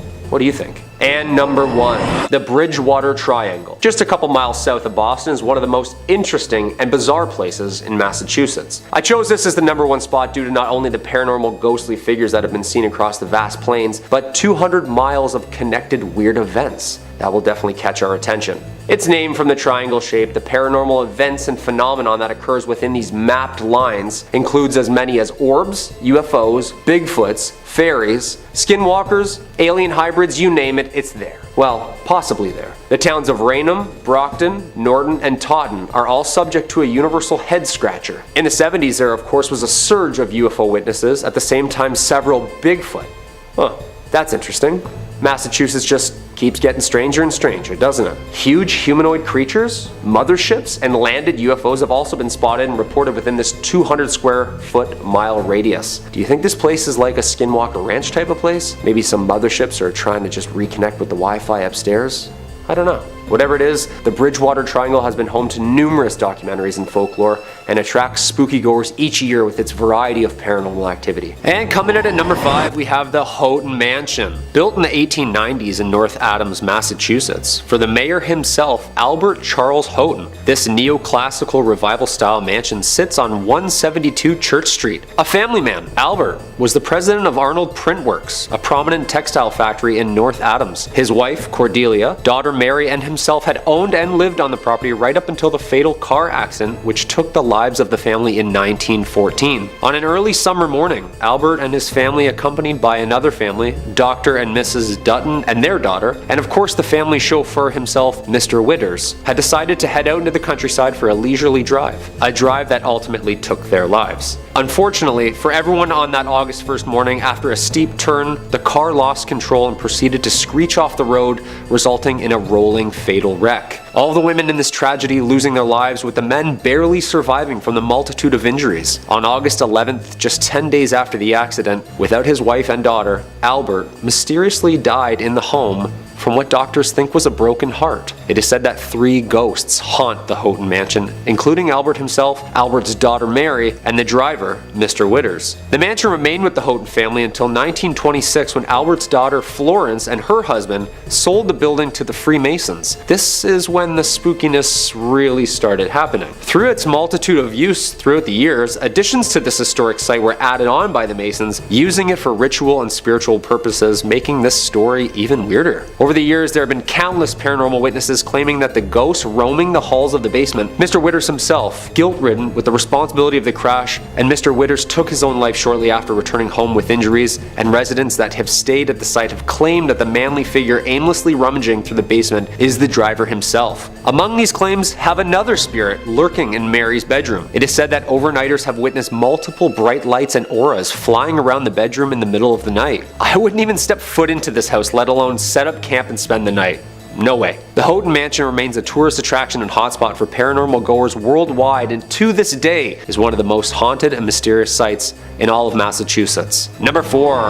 The Hoosac Tunnel. The Hoosac Tunnel, from the Algonquin word place of stones and the Mohawk word forbidden, is a 4.75 mile active railroad tunnel in western Massachusetts that passes through the Hoosac Range, an extension of Vermont's Green Mountains, and runs from Deerfield River in the town of Florida to the city of North Adams. The construction began in 1815 and ending in 1875 with a budget of $2 million, at the time the largest tunnel ever constructed, and it was later the result of taking lives of over 200 men during its construction entirety, earning it the nickname from locals, the Bloody Pit. This haunted, barren 5-mile, completely enclosed stretch was subject to multiple accidents and deaths over the years, giving the tunnel its haunting history and reputation of being cursed itself. With the word forbidden, did the Mohawks know something that the workers didn't? Essentially, this cold, underground, pitch-black hole became one of America's strangest grave sites, resulting in everything from mysterious gas leaks, dynamite explosions, roofs collapsing, and even mechanic failures resulting in a mass flood. For the past decades, there have been numerous paranormal activity witnesses who have documented strange events, from police officers to the freight conductors themselves. Some of the reports over the last 100 years included numerous farmers and wagons ending up in different areas of the railroad, missing hours of time. The farmers had claimed that when spending time around the railroad and its tracks, that memory and confusion would always set in. Some residents have claimed that they have even been chased out of the tunnel by an unexpected freight train chugging along aggressively through the tunnel like a bat out of hell, and then vanishing. Numerous ghostly figures resembling workers roam the dark tunnel, and if that isn't scary enough, some people, including hearing the echoes and screams of even the workers who were buried alive under the rock, still holding their tools, or even seeing ghostly figures in pumping chambers where numerous men tirelessly making rafts not to drown. The Hoosac Tunnel remains one of the most visited and haunted places, marking it just one of the sites you'll probably never find me at. Just in 2020, the tunnel was yet again subject to a mysterious collapse, resulting in months of repair. Yeah, I say stop fixing it and just let it be. Number 3. The USS Salem. Planes, trains, and automobiles. Well, almost. A big boat. The USS Salem, a heavy cruiser built for World War II in 1945, was originally built for action. Its bold, aggressive architecture was one of the last, as it was more of a bluff to its opponents than actually a hero of war. In May 1949, War Departments handed the Salem's helm to Captain J.C. Daniel himself. The ship was built and updated with what was then the latest military tech and weapons, and it was meant to strike fear in whomever or whatever was in her way. Although the ship wasn't used in any action during World War II, it acted as a flagship, training operation, and main purpose as a threat to the naval enemy. It wasn't until the USS Salem had responded to the 1953 Ionian earthquake, or also known as the Great Kefalonia earthquake, as it hit the southern Ionian islands of Greece on August 12th, devastating the entire area. The USS Salem landed on Greek shores and acted as an improvised hospital and morgue, giving it its famous name, the Sea Witch. The ship was decommissioned shortly after its rescue and lays in Boston's harbor as a tourist attraction from all of its dark history. Some of the paranormal activities that arise on the ship include the Burning Man, who smells of rank death and can be seen in the mess hall where the bodies have been stored. Another famous apparition on the ship is the Ghost Girls, who lurk the halls of the ship. Little ghostly figures can be seen and felt on the legs of tour goers. Some people claim that the ship is even home to hellhounds, an aggressive pack of ghostly creatures that roam the ship, growling and scratching at closed doors. Yeah, the next time my dog scratches at my door, she's going up for adoption. I'm sorry. Number 2, the Lizzie Borden House. This quaint bed and breakfast located at 230 2nd Street is home to one of America's most haunted and mysterious homes. The Lizzie Borden House gets its haunt from an unsolved murder of Lizzie Borden in 1892. One of the most infamous true crime figures, known for her murdering of her father and stepmother with several blows to the head with a hatchet. Oof, ouch. Although acquitted, the killings remain unsolved to this day. This case earned notoriety, and much that the popular local children's rhyme had been linked to this death. Lizzie Borden took an axe and gave her mother 40 whacks. When she saw what she had done, she gave her father 41. That is horrible. On August 4th, 1892, Lizzie's stepmother of 27 was struck 19 times while her father Andrew was hit 11. Although Lizzie Borden was acquitted and found not guilty, the dark history draws in crowds every night for its nightly tour of the premises. The Lizzie Borden room, the infamous room where all of the murders took place, is the most requested and most popular for paranormal overnighters. And not only can you enjoy a lovely inclusive breakfast to yourself, but the nightly house tour, ghost tour, and ghost hunt attracts fans of horror every night of the year. Yeah, that's terrifying. And there's a jingle to it. I don't like that at all. And coming in at number 1, the Salem Witch Trials. We can't talk about haunted places in Massachusetts if we're not going to bring up the witch trials. And I'm not talking about Sabrina the Teenage Witches, or anything of cute of that nature. These famously documented witch trials need no introduction, and unfortunately lays way to one of the most horrific events based in truth. The site of mass hysteria and hangings of supposed witches took place here and occurred in colonial Massachusetts between 1692 and 1693. More than 200 people were accused of practicing witchcraft, or better known back then as the devil's magic, and 20 were ultimately executed. Eventually, the colony admitted the trials were a mistake and compensated the families of those convicted. Okay, yeah, sorry. I just thought when you sneezed, you didn't say bless you, so I already don't like you, so I figured you were a witch. I'm really sorry. Since then, the story of the trials has become famous in paranoia and injustice, and it continues to baffle researchers to this day. We all know the famous play written by American playwright Arthur Miller in 1953, The Crucible, depicting the mass hysteria and drama during these trials. This was the perfect time if you didn't like someone that a strategic and untimely sinister accusation led to the demise of thy neighbor. I saw Sarah Good with the devil. I saw Goody Osborne with the devil. Who else don't I like? I saw Bridget Bishop with the devil. Abigail. End of Act 1. Since the start of the trials and hysteria in North America, other European countries shortly followed with their own mass witch hunts, resulting in somewhere between 40,000 and 60,000 tried and executed for witchcraft. That's a lot of broomsticks. The Salem witch trials of Salem, Massachusetts is still one of the world's biggest hotspots for mystery and paranormal story. Coming in at number 5, we have Terrace Inn. Located just north of the city of Petoskey lies the Victorian inn called Terrace Inn. The inn opened in 1911 and was known to be a luxury 38-room Victorian resort, though the perception of the Terrace Inn has since changed from a large number of scary ghost reports. It also doesn't help that there have been multiple deaths on the premise. Before this building was an inn, it was 2 boarding houses until they were torn down to create what we now know as Terrace Inn. During construction, 2 workers fell off a beam and sadly passed away. Therefore, it's rumored that their spirits may have settled in at the inn once construction was complete. That's not the only accident and ghost story that has occurred at the Terrace Inn though, as many years later there was a woman named Abby Sweet who was staying at the inn. Abby was pregnant and unfortunately fell and lost her life. After that event occurred, her husband Edward passed away from heartbreak just a few years later. This accident occurred in room 211, which is known to have the most reports of ghost experiences and paranormal activity. That isn't the only spirit lurking in the inn though, as there is the interactive youth, a boy between the ages of 12 to 14 who has been seen inhabiting the basement. That being said, his identity and the reason for his presence are unknown. Over the decades, there have been many reports of paranormal activity at the inn. If you ask the desk clerk for the inn's ghost files, they'll hand over a thick folder with accounts from past guests and employees. Even more frightening, it seems these reports may very well be true, as the reports span over 25 years, written by strangers with similar ghost stories. Most reports from guests and workers are of hearing sounds of footsteps and voices late at night. Additionally, doors open and close by themselves unexplainably. Some have even reported hearing the sound of a piano playing or a party being held, but when investigated, the area the sounds were coming from was vacant. Plenty of paranormal investigators have spent the night at this haunted hotel, and they all agree it's crawling with paranormal activity. Lucky for the guests though, the investigators and workers all agree that the spirits aren't harmful or hold negative energy.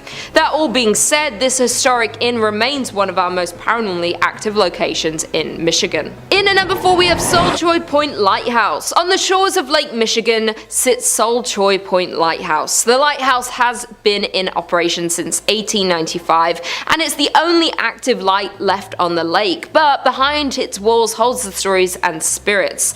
Between 1902 and 1910, Joseph Willie Townsend was the lighthouse keeper who lived in the upstairs bedroom with his wife. For decades, it's been said that Captain Willie Townsend remains attached to the old structure. The captain died at the age of 63 in 1910, and his death remains a mystery, though some believed it was cancer as he was known to be a heavy smoker. His body was embalmed in the basement of the lighthouse. Once Mr. Townsend died, some curious individuals got inside and went into the basement, where they found pieces of an old broken up kitchen table. Once they reassembled the table, that's when the paranormal activity began. The table chairs kept getting rearranged on their own, and silverware was set on the table in a specific pattern, the way the captain preferred them. There have been multiple reports of a strong smell of cigar smoke within the lighthouse. Additionally, the captain's face has been seen in the upstairs bedroom mirror on 13 different occasions. The Solchoy Point Lighthouse is one of the Upper Peninsula Paranormal Research Society's favourite spots to investigate due to its high activity from the paranormal. They have seen the alleged shadow of Townsend move behind the curtains of the lighthouse, and have also seen him appear in a mirror. Not only that, but one guest had even said that during her visit she saw a man wearing a heavy blue coat walking across the yard of the lighthouse. She waved at the man, but he just ignored her. Not thinking much of it, she went on with her day. When the guest got home and did research on the lighthouse, she realized the man she saw was the captain himself. And to this day, those who visit Solchoy Point Lighthouse leave with stories that turn non-believers into believers of the paranormal. In at number 3, we have Mackinac Island. One of Michigan's most popular tourist destinations is also one of its most haunted, Mackinac Island. The small island sits on Lake Huron, covering almost 4 square miles of land between the upper and lower peninsulas of Michigan. The island was originally home to indigenous settlements long before European colonization. Seeing at least 2 battles during the War of 1812, it has been the resting ground of many tragic deaths, making it a prime location for hauntings and paranormal activity. In a part of the island you will find the Grand Hotel. The area first served as a missionary school, but today it's known as a luxury hotel. Through investigators, there have been many reports of paranormal activity in the area, and it's known that the Grand Hotel is one of the hotspots for paranormal activity on the island.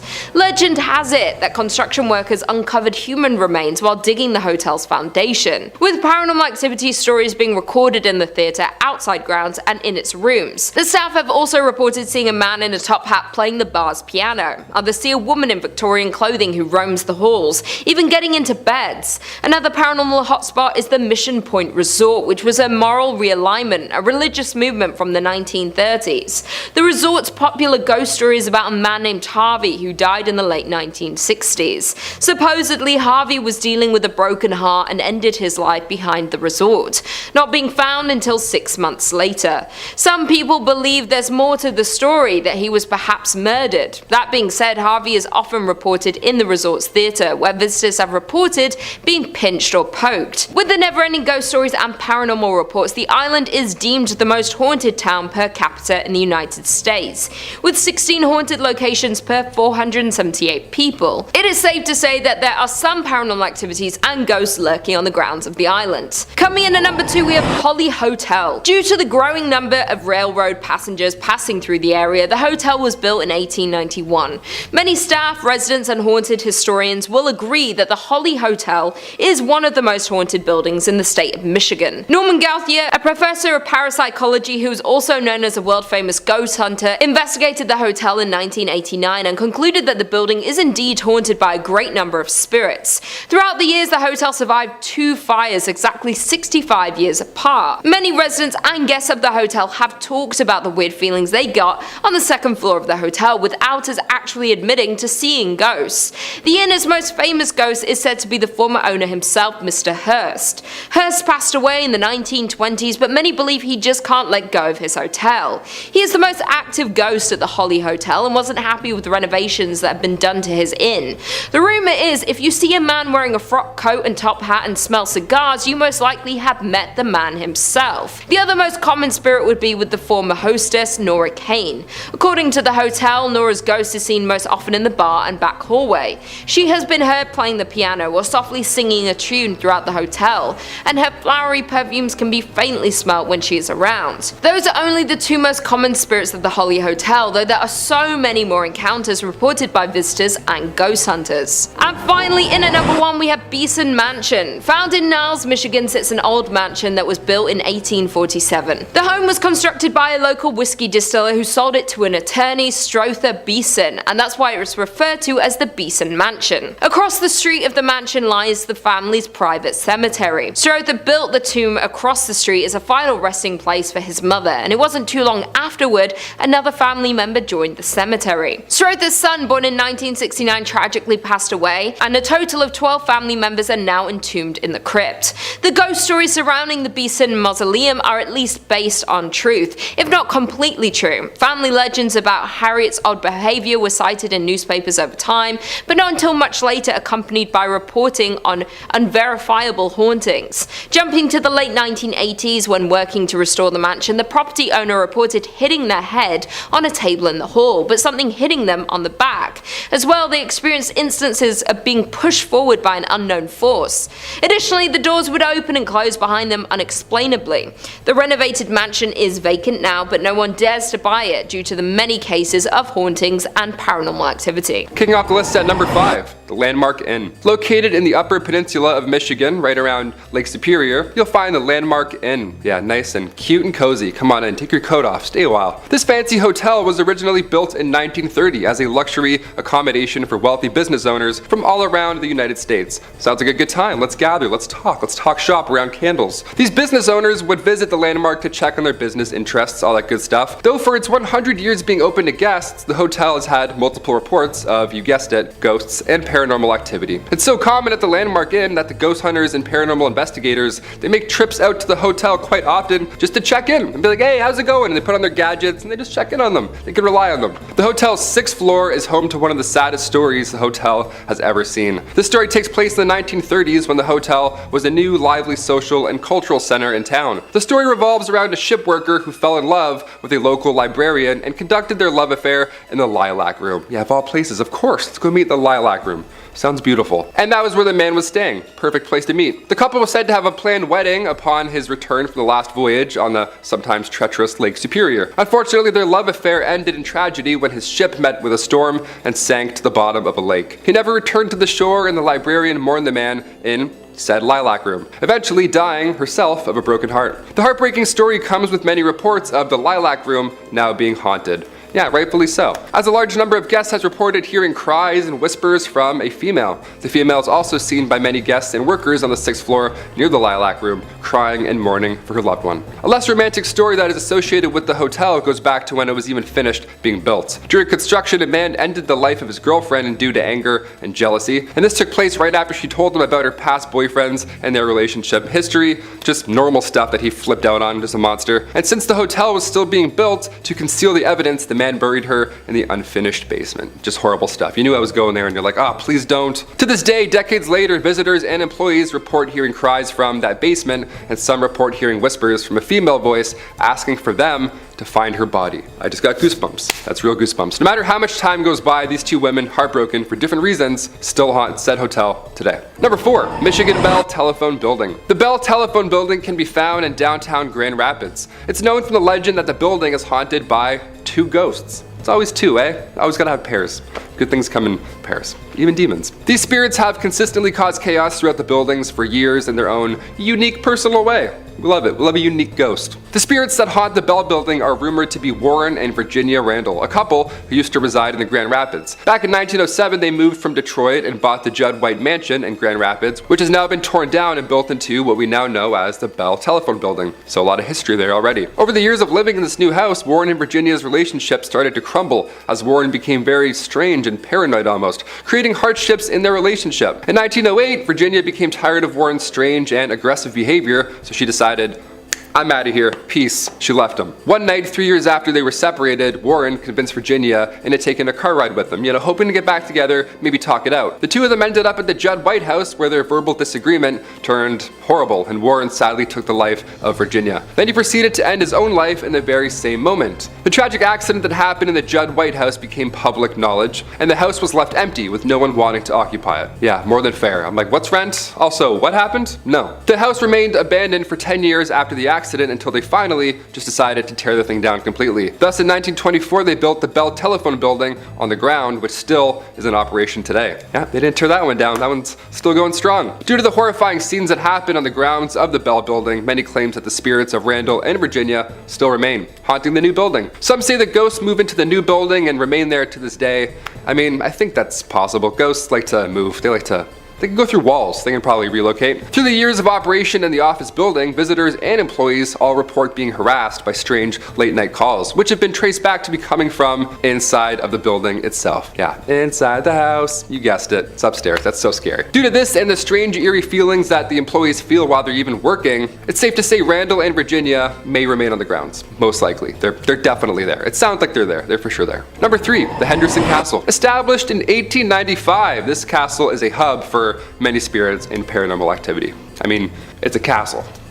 The original owners, Frank and Mary Henderson, are said to haunt the castle as they passed away back in 1899. Yeah, I wouldn't want to leave either, living or dead. Additionally, other spirits are said to reside in the castle, a young girl and a dog. Yeah, a dog! We've got a dog ghost. How do you deal with that? Ghost barks? That'd be so scary. In 2005, the castle was occupied by Peter Livingstone McNellis and his family. When the family resided in the castle, Livingstone's son, Vincent, before anyone else had ever reported anything strange happening in the house, he said that he saw an apparition of a figure in the Victorian room, originally the changing room for one Mary Henderson. The son said while pointing at a picture of a woman dressed in an old period clothing, some Victorian clothing, that was the woman he saw wearing that same clothing. I would throw up. If someone ever said that, I'd be like, oh, this Victorian painting?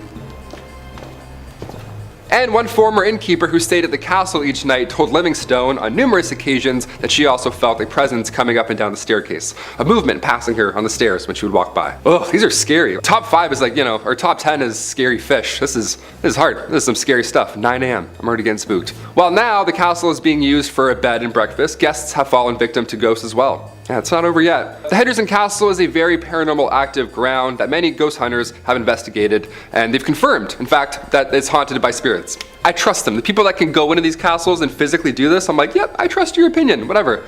He just comes out, he's like, haunted. We're like, thanks, Daryl. This has been confirmed as these ghosts have interacted with many paranormal investigator teams, in addition to guests and employees of the castle.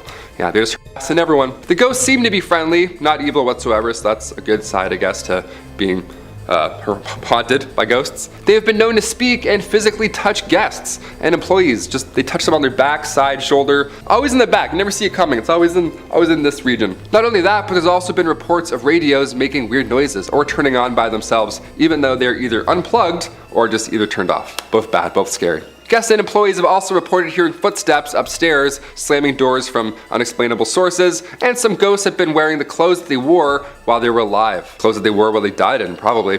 As the spirit of Mary Henderson has been reported as many guests at the top of the staircase, wearing her usual getup. Imagine being like a clown, like a jester, and then you die in that, and that's what you look like as a ghost. You're like, what? I was doing a mascot gig. I don't look like a shark forever. Number 2, Allegan Lodge. The old Allegan Elk Lodge was built in 1909. It was used as a psychiatric and TB hospital until its closure in 1948. The lodge was a former hospital that was frequented by mobster Al Capone, and one that many say is haunted by at least 7 different ghosts. Yeah, you thought 2 was bad. Add 5 more. Now we got 7 ghosts. And it's currently on the auction block in Allegan. If you have a lot of money and bravery, there you go. While the structure was originally built by physician John Robinson in 1909, somewhere in the 1920s, it was sold to a doctor from the Chicago area who had allegedly had underworld ties. That's a great doctor. That's just who you want working on your pancreas. Brought pancreas back today. The facility was supposedly frequented by mafia figures such as Al Capone, the Prohibition-era Chicago mob boss, and his men. Yeah, well, they needed medical attention or when they simply needed to get away from Chicago, this is where they'd go. The old Elks Lodge, Al Capone. He's like, oh, it's cozy. They have great soup. Years later, it was used as an Eagles Lodge and an Elks Lodge. And in 2010, it was acquired by an Allegan woman who began renovating the property, but now she wants to sell it. Yeah, can't imagine why. Because one of the former doctors who owns the lodge had underworld ties, maybe? Something like that? I don't know. It led to a lot of people believing that there's a lot of undercover stuff about this lodge. It's still happening to this day. I don't know why I'm doing this like it's like over there, but I'm like, there's something going on in that lodge, especially as it's known to hold 7 different paranormal entities, like I mentioned previously. For many years, employees and visitors have told stories of spirits who relentlessly roam the building. Some of the paranormal activity that has been experienced here includes cabinets opening up by themselves in the kitchen, sounds of children laughing, it's always calming in the morning, photographic anomalies captured throughout the building, and like you name it, shadowy figures in the basement, all bad. Notably where the morgue was located, the basement, good stuff, a lot of stuff happening in there. They'd be knocking on the front door, indiscernible conversations, and ringing at the doorbell when no one was present. Yeah, good stuff. Again, I have goosebumps, they're back. Guests also heard footsteps and the sound of hospital activity long after being used as one. They'd also see full-bodied apparitions of children. They would just see ghost children. That would be it. I wouldn't have to see any more. I would just see the ghost children and be like, again, see ya. Like that's. And finally, number 1, Point O Barks Lighthouse. There are plenty of lighthouses in Michigan, and plenty of them are rumored to be haunted, of course, because they're lighthouses and they're creepy, as they normally are. And this one is no exception. Built in 1847, real old, a lot of history with this one. The lighthouse is located on Point O Barks. As the legend goes, early to mid 1800s, Peter Shook had been Point O Barks' first lighthouse keeper. He was the OG. In 1849, Peter drowned while he and a couple of friends were sailing to Port Huron to pick up supplies for the lighthouse. He left behind 8 kids and his wife Catherine, and she took over at that point for Peter's duties, thus becoming Michigan's first female lighthouse keeper. Since then, people have claimed to see the spirit of Catherine walking along the edge of a cliff dressed in mourning clothes, as she is still heartbroken by the loss of her lover, of course. As we talked about earlier, ghosts like to wear the things that they were, that they passed away in. Again, would hate to be a clown outfit, that would suck. She had also been spotted in the window of the 2nd floor wearing an apron, along with an apparition being seen, footsteps ascending and descending the tower stairs, and giggling has also been heard. overheard. Yeah, you hear giggling and there's cold spots, therefore haunted, for sure haunted. And the smell of burnt tobacco has also been wafting through the air many a times. Lighthouses are pretty stressful, more than fair. When paranormal investigators, specifically the Southeast Michigan Paranormal Society team, when they had a 2-day intensive investigation after their search, they concluded that they believe that there's every reason for the lighthouse to be haunted. The investigators did some electric voice phenomenon work in the living room, and then they heard loud thuds from overheard. Like, where did they get this gear from, you know? Like, I want this gear. I have some questions of myself going on in the apartment. I want to swing it around a bit. A sound of something scraping along the floor as well, and additionally, during their investigation, the rocking chair had moved 2 feet and was still moving. Just love to keep rocking around. We love that. We love haunted rocking chairs. We love unexplainable forces. While they were upstairs, they also reported hearing heavy footsteps from another unknown source. So many ghosts, there's rocking chairs, people moving around, working in the basement. It doesn't sound like the afterlife is a peaceful one, if I'm being honest. Sounds like there's a lot of to do after you die. I'm not really looking forward to it. I thought I could just kind of float around in your paintings, but now it sounds like I'm gonna have to go and wear this. Wear my morning clothes, who knows? Coming in at number 5, we have William A. Irvin. During the fall season, the ship has haunted tours with actors, but the ship really is haunted. The haunted ship began in Duluth in 1992. Before the haunted ship started, the William A. Irvin was open for regular boat tours during the month of October. Historically, this month was really slow, and the DECC needed a way to generate more revenue during this quiet month. Having heard about a failed attempt by Cleveland's William G. Mather trying to become a haunted ship, the DECC decided to try their own hands at a haunted attraction. The William A. Irvin partnered up with UMD to give the school's drama department some experience on production and acting. Needless to say, their attempt was a huge success. More than 2 decades later, the haunted ship is the peak of the Irvin's yearly business. The most common sighting that employees relate is that a lady in white has been seen walking around the ship, noticeably. She is usually up on deck and is dressed in period clothing. Nobody has ever been able to identify who she is or why she is tied to the vessel. There is also said to be a former captain who is still overseeing his ship. He is most often seen in the captain's chair and is said to be angry that the ship remains in dock and is no longer seaworthy. There are another 2 men haunting the ship. One sticks to the front of the ship and apparently does not understand what has happened to him, while the other sticks to the rear of the ship and has confirmed that he died after falling from a ladder. The family of the second man has come forward and said the story surrounding his death was always suspicious, and they were denied a claim to his pension. In at number 4, we have Enger Tower. The 82-year-old watchtower can be found right in the middle of Enger Park. The tower was built in 1939 and looks over the Duluth Harbor, being known as one of the most well-known haunted places in Minnesota, and for good reason. The tower is 531 feet above Lake Superior and is built of bluestone from local sources. Enger Tower was first dedicated by Crown Prince Olav and Crown Princess Martha of Norway on June 15th. It was built as a tribute to businessman Bert Enger, who passed away in 1931. The dedication was in honor of Bert Enger, a native of Norway who came to this country and became a successful furniture dealer. At the time of his death, Mr. Enger donated 2/3 of his estate to the city of Duluth. This included the land known as Enger Hill, which along with Enger Tower is also the home of Enger Park and Enger Golf Course. The tower can be seen almost anywhere throughout the city and has since been restored. There is a local legend that a man took his own life in 1948 by jumping off the 5th level of Enger Tower. They say his body has been found hours later but was never identified. That being said, there are numerous ghost stories of visitors seeing a man on the 5th floor of the tower before entering, but when they reach the top, he is gone. Coming in at number 3, we have Van Dusen Mansion. In 1892, grain baron George Van Dusen built a monumental mansion for his family. With 12,000 square feet, 10 fireplaces, a turret, and a $45,000 price tag, the home was a symbol of turn-of-the-century prosperity. After 2 generations of Van Dusens moved out in 1937, the building had been used to house almost everything except a family since, being used as a school, training medical facility, and even a college throughout the years. It was vacant in the late 1930s and spent 20 years as the College of Commerce. It was home to Hamline University Law School, then the Horst International Education Center. In the late 1980s, the castle fell on hard times and became little more than a flop house. By the early 90s, it was headed for the wrecking ball. 2 weeks before it was scheduled to be demolished, it was rescued by Wisconsin entrepreneur Bob Poling, who bought it for $237,000. Now a venue to hold fairy tale-esque weddings, the Van Dusen Mansion has had its fair share of past lives. In at number 2 we have Mounds Theater. The renovated theater, an 86-year-old movie house, can be found in Minnesota. The old theaters have been rumored for the past several years to be a home of community of creepy ghosts. One story goes as the Mounds was built in 1922 and operated as a movie house until 1967, when it closed so abruptly that when volunteers arrived many years later to renovate the place, they found popcorn on the floor. The subject of paranormal TV shows and professional ghost hunting investigations, the theater is allegedly haunted by a trio of ghosts: a happy little girl who bounces a ball on stage, a cursed old man who lurks in the shadowy corners of the projection booth, and a crestfallen usher who walks up and down the aisles in search of his lost love. The ghosts in the theaters are so active that the owner had a party of 4 Ghostbusters in a projection room sit in one dark and stormy October night. The dim light was extinguished and the room grew chilled. The owner stated that as the 4 sat silently awaiting their fate, shivering in the dark, and all at once there was the sound of a man crying.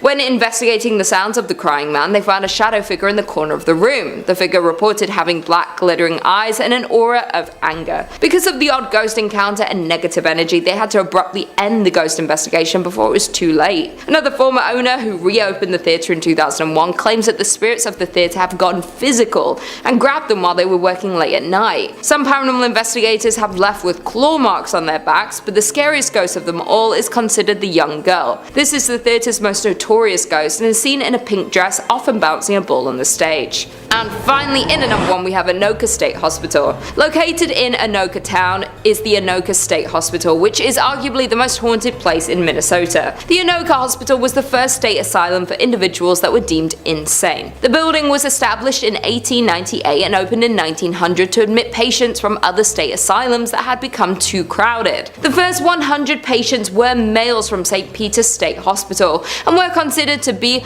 chronic incurables, men who had lost their minds due to heredity, causes, or environment. In 1906, 115 women were also transferred to the asylum from St. Peter's State Hospital. Residents were not to receive any type of treatment at this asylum, as this was the final stop for them until they passed away. And passed they did. A total of 86 of the original patients were buried in numbered graves in the Asylum Cemetery. The original name of the institution was Anoka State Asylum, but in an attempt to soften the image, they changed its name in 1937 to the Anoka State Hospital. Although the name was kinder and gentler, treatment at the facility was not. Patients were subjected to medical experiments and suffered both mental and physical harm. The original hospital complex closed in 1999 and residents were transferred to a new facility located close by. The buildings and property were then given to Anoka County to use for offices and to house the county workhouse. The remainder of the buildings were closed and boarded up. With such a terrifying past, it is no wonder that the Anoka State Hospital has been rumored to house the spirits of past patients. Former employees have reported that while unusual occurrences happen throughout the buildings, the most paranormal activities are linked to the tunnels located below the buildings. These tunnels were used as a way of transferring patients from one building to another without risking escape. Ironically, many patients believed these tunnels would lead them to freedom, and so they tried to escape by going down into them, but after a few twists and turns, escapees realized that the tunnels were more of a maze than an escape route. Without an understanding of where each tunnel went and how they joined together, it was easy to get hopelessly lost in them. Several escapees became so disorientated and distraught that they took the only way out that they felt was left to them and ended their lives. For years, employees would report hearing footsteps trudging through the tunnels, stopping, pausing. There was also reports of whispering and low voices in conversation, but the words were not understood. The paranormal activities became so rampant that most employees refused to use the tunnels because they were just too eerie. Today, only maintenance and security are allowed in them. Today, the county owns the buildings that made up the former insane asylum complex. Although the complex was eligible for the National Register of Historic Places,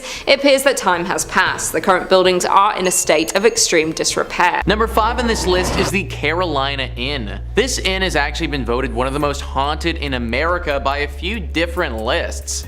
The University of North Carolina says the Carolina Inn was built in 1924 and quickly became a popular hotel for visitors and graduates of the university. In 1948, the Carolina Inn's most long-lasting guests checked in and apparently never left.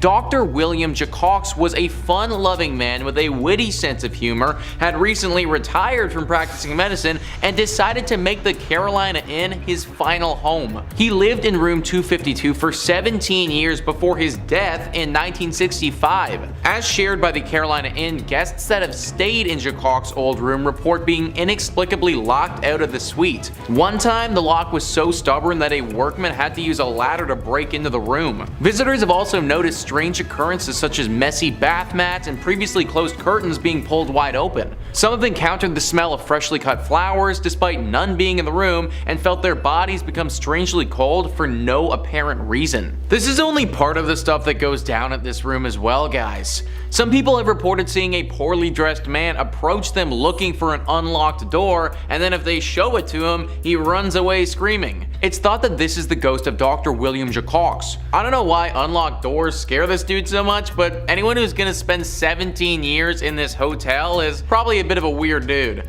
Unless you want to deal with a crazy old doctor ghost messing with you all vacation, I'd stay at a different inn. Number 4 on this list is the New Hanover County Library. I don't know why, guys, but something about haunted libraries is just so intriguing to me. Like, it just seems so mystical and mysterious, I guess. This haunted library is located right in Wilmington. There is a woman that haunts this place who's believed to be a patron. Apparently, she used to donate quite generously to this library, and in death doesn't want to leave it behind. She isn't the only ghost that walks the halls here and haunts the books. There's a male poltergeist who makes his presence quite known as well. He apparently died in a duel that happened here many years ago before this land was turned into a library. Nowadays, these two ghosts make it very hard to do any serious learning or studying considering they haunt the place so much. The woman isn't too bad, she just shows up and looks super creepy, but from my reading, she only actually punishes those who cause harm to the library or make fun of it. Those who come here to learn and to read, she leaves them be for the most part. The man, however, is certainly quite the pest. He often messes with those that come here and makes it very difficult for people to accomplish anything. I love libraries, I think that we should all go to them more often, but maybe just not this one specifically. Number 3 on this list is Fort Fisher. Fort Fisher was a critical fort during the American Civil War. It was used by the Confederate Army and was pretty instrumental for them from 1861 to 1865. This fort was used to protect an important trade post there that the Army needed. They defended this place for those 4 years, but then in 1865, the Union Army came in and was finally able to capture it. This battle was a very bloody one and was actually huge for the Union Army and the overall scope of the war. Apparently, there was a lot of death at this fort, and that death, it's never really gone away. Now, this fort is teeming with paranormal activity. Visitors will often report hearing gunshots coming from thin air. The sounds of many footsteps all running at once as if people were charging ahead. Orbs of energy appear in front of them from no apparent source. There are 2 very famous ghosts that haunt this place as well, Robert E. Harrell and General William Whitling. Robert was apparently an outcast who died under mysterious circumstances and has not been able to rest since. The general was actually taken prisoner and killed at Fort Columbus, but he returned to this place because he feels regret for how he failed in life. He was apparently responsible for defending this place and was not capable of doing so. A very haunted fort that I wouldn't recommend going to. Number 2 on this list is Lydia's Bridge. Who is Lydia and why does she have a bridge and why is it haunted? Well, Lydia is quite the famous ghost. This is a true ghost. Like when you think of a ghost and a ghost story, this meets all the criteria for a good one. Spectrum Local News says, people traveling between Jamestown and Greensboro on US Highway 70A said they've encountered the ghost of Lydia, a hitchhiker. If she's picked up, she gets into the car and vanishes before she reaches the requested destination. Various versions of the Lydia legend have been passed along over the years, and there are apparently 11 different versions of the story that are set in North Carolina. It's common for folks to go ghost hunting for Lydia near the bridge. In the book, Looking for Lydia, historians Michael Reniger and Amy Greer cite the 1923 death of Annie C. Johnson as the real-life Lydia who died after a car flipped in 1920. That is a story with some history, man. Literally since the 1920s this has been going on, and there are 11 different versions of the story. A story like this isn't just made up. It's not just something that one person posted on Creepypasta that became a thing. No, this has been part of the identity of North Carolina for a century. Countless people have picked up this woman and then had her disappear right before their very eyes. Car accidents have happened from people driving this woman and then getting so shocked that they spin off the road when she disappears. Lydia, or Annie, is a real ghost who stalks drivers along this road and especially this bridge. Although she isn't inherently evil in nature, as I said before, accidents have happened when people realize they were just driving a ghost around. I have no idea where Lydia is trying to get to, but trust me, you probably don't want to be the person to take her there. And finally, number 1 on this list is the Devil's Tramping Grounds. This is in reference to a very strange patch of soil in North Carolina. For decades, this circle of dirt has allowed nothing to grow on it at all, whilst the area surrounding it is home to luscious wildlife. The Sun Journal says regional legend maintains that Satan frequents the area on his nightly walks, pacing the circle as he contemplates his nefarious deeds. Normal vegetation surrounds the circle, but only a wiry grass grows inside it, and no plant life of any kind can be found on the path itself. Visitors have also claimed to see red glowing eyes in the circle. Now, there could be any number of reasons for why nothing is growing on this patch of dirt. Simply because an area of land cannot grow wildlife doesn't automatically mean the devil himself has anything to do with it. But throw in the fact that there are 2 red glowing eyes there, plus a few other creepy occurrences, and we might just have something demonic afoot. Locals have reported putting objects in the center of the circle, then coming back a little while later and having those same items moved outside the circle, as if someone or something did this deliberately. The thinking is that this circle is a place used by the devil to dance or to perform rituals that we don't understand. Having things inside his circle of death doesn't make for a great dancing spot or sacrificial zone, so those things need to get moved. That's why we see the red eyes in the night, and there's an overwhelming sensation of dread in the area. It's the devil doing his devilish things. A daring reporter actually decided to test this theory one evening and slept in the exact spot in a tent. He said that the entire evening he heard the distinct sounds of dancing footprints outside his tent, but couldn't spot anything when he looked out. My dude literally could have been like 1 foot away from the actual devil. No idea how he managed to make it through the entire night, but honestly, solid respect. Either way, this guy's story is an exception, not the norm. I'd avoid this place at all costs, cause if you don't, the devil might actually make you pay for it. Number 5 on this list is the Thunderbird Youth Academy. The Thunderbird Youth Academy is located in Pryor and is deeply haunted with the ghosts of students who have long passed. Back in 1942, it suffered a horrible tragedy where a lot of the children staying here passed away.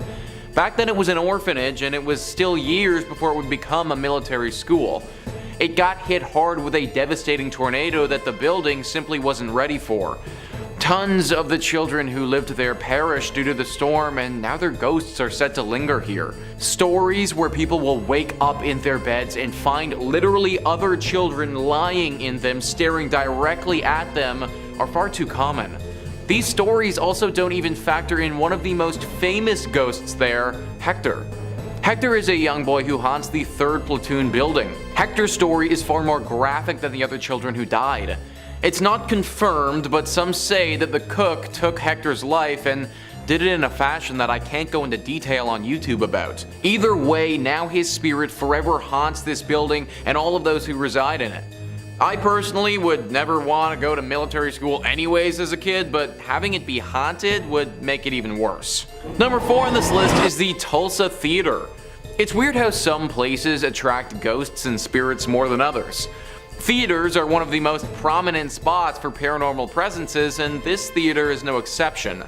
News Oklahoma says, Tulsa Theater, formerly known as Brady Theater, used to be a vaudeville house providing entertainment to audiences. The space went through a lot over the years, including being abandoned and almost destroyed. But after renovations and a name change, the Tulsa Theater reopened. Legend is the space is haunted by an Italian opera singer named Enrico Caruso. Caruso took in the sights around town while in Tulsa to perform. He wanted to see the oil wells and how they made them, said French. and as they came back it was raining, it was cold, miserable, and the car broke down.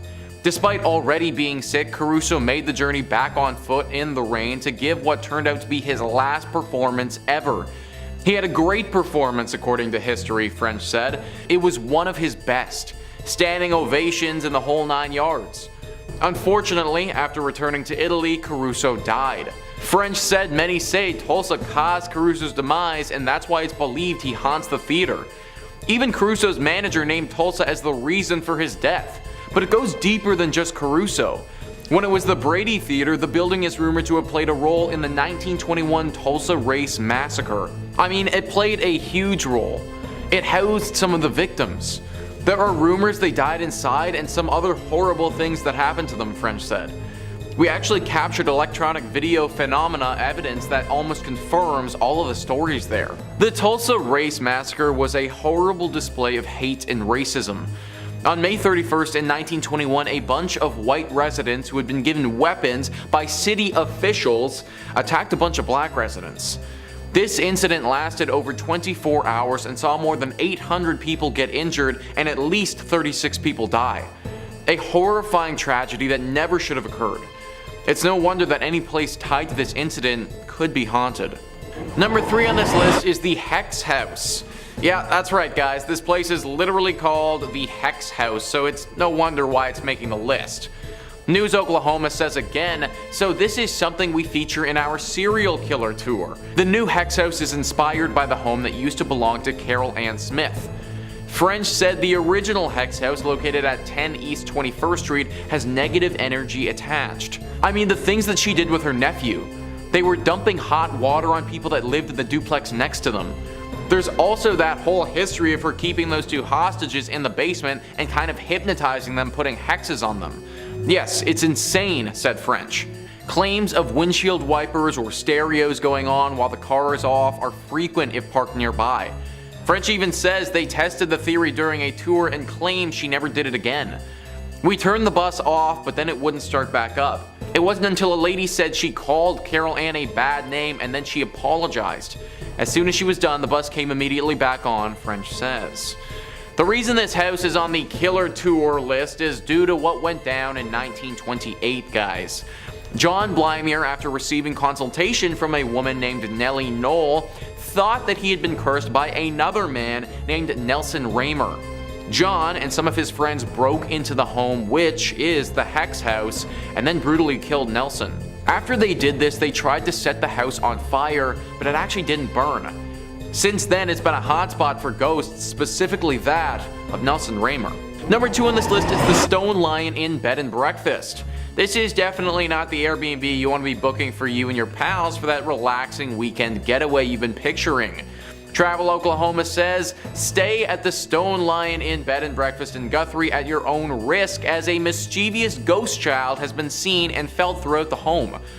The spirit, said to be that of 8-year-old Irene Houghton, has been known to squeeze the toes of sleeping guests or even crawl into bed with them. The eerie tap tap tap of a child's footsteps has also been heard leading from the 2nd floor to the 3rd. According to legend, the 8,000 square foot home was where the child met her fate when a nurse her with cough syrup containing them. The family later moved on, but little Irene refused to leave. After the Houghton family moved out, the home changed into a boarding house and then a funeral home.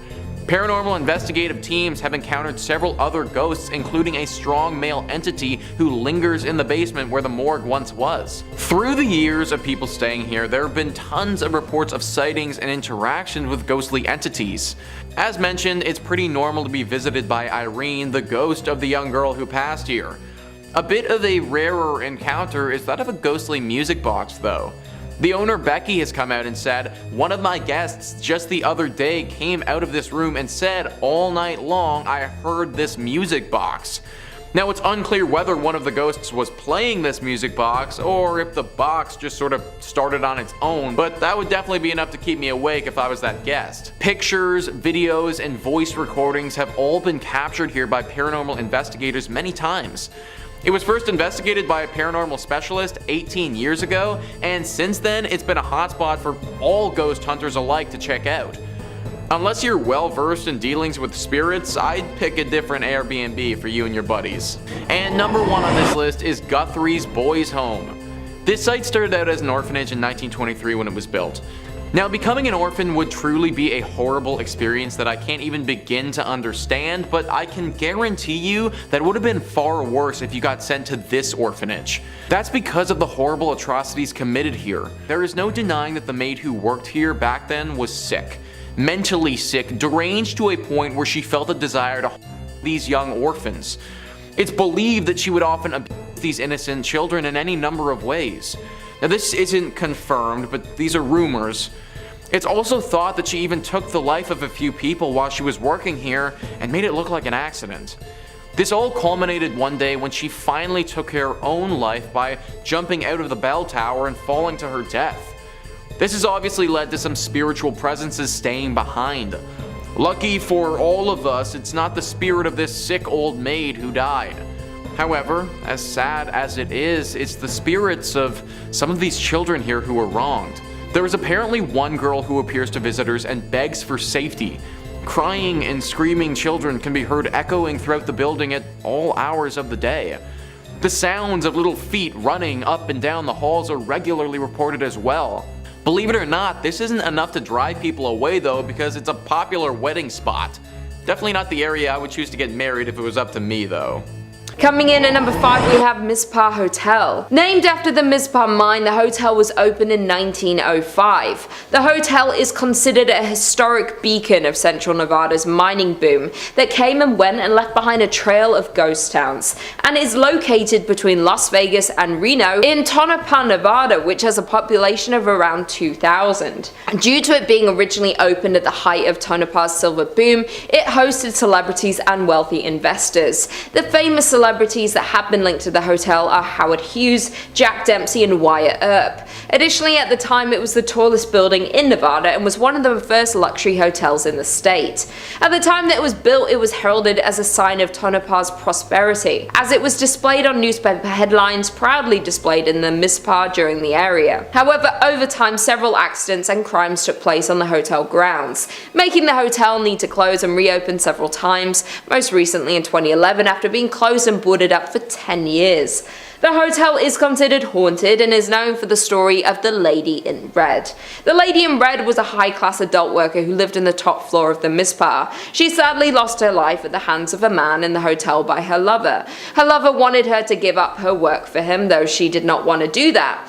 Due to the disagreement, she sadly met her fate in the hotel. The room where paranormal activity is most active would be the room where she lost her life, and it's considered the Lady in Red's room. And it is the very room you can now book and stay in on the top floor. There have been reports from guests and staff of the Lady in Red being seen riding the elevator, while other reports of hearing her whisper in the guests and staff ears. Additionally, she is known to leave pearls in the bed of guests that she is fond of. That being said, the Lady in Red is not the only spirit that haunts the hotel, as there is a nameless soldier who died in the hotel, and unfortunately they never were able to be identified. It has been reported that the soldier haunts the 3rd and 4th floors. Guests have also reported of a force tugging at the back of their shirts and unexplained giggling, while others report the inability to sleep because they felt as if someone was standing next to the bed watching them all night. The Mizpah Hotel has been named the most haunted hotel in America, and for a good reason. In at number 4 we have Goldfield Hotel. Located in Goldfield, Nevada, you'll find the Goldfield Hotel. The hotel opened in 1902 and formed a large crowd of visitors and guests in its early years of operation.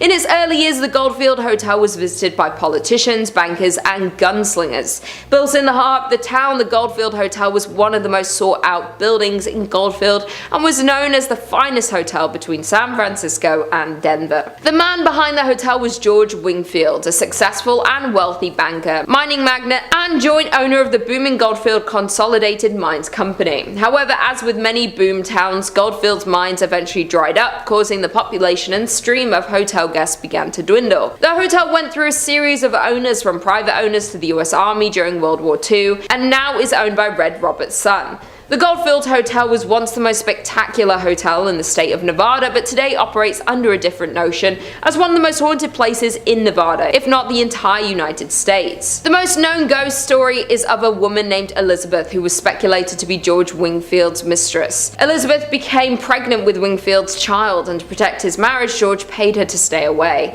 though he grew fearful that he would get exposed for cheating on his wife. Therefore, George ultimately locked her in room 109 throughout her entire pregnancy.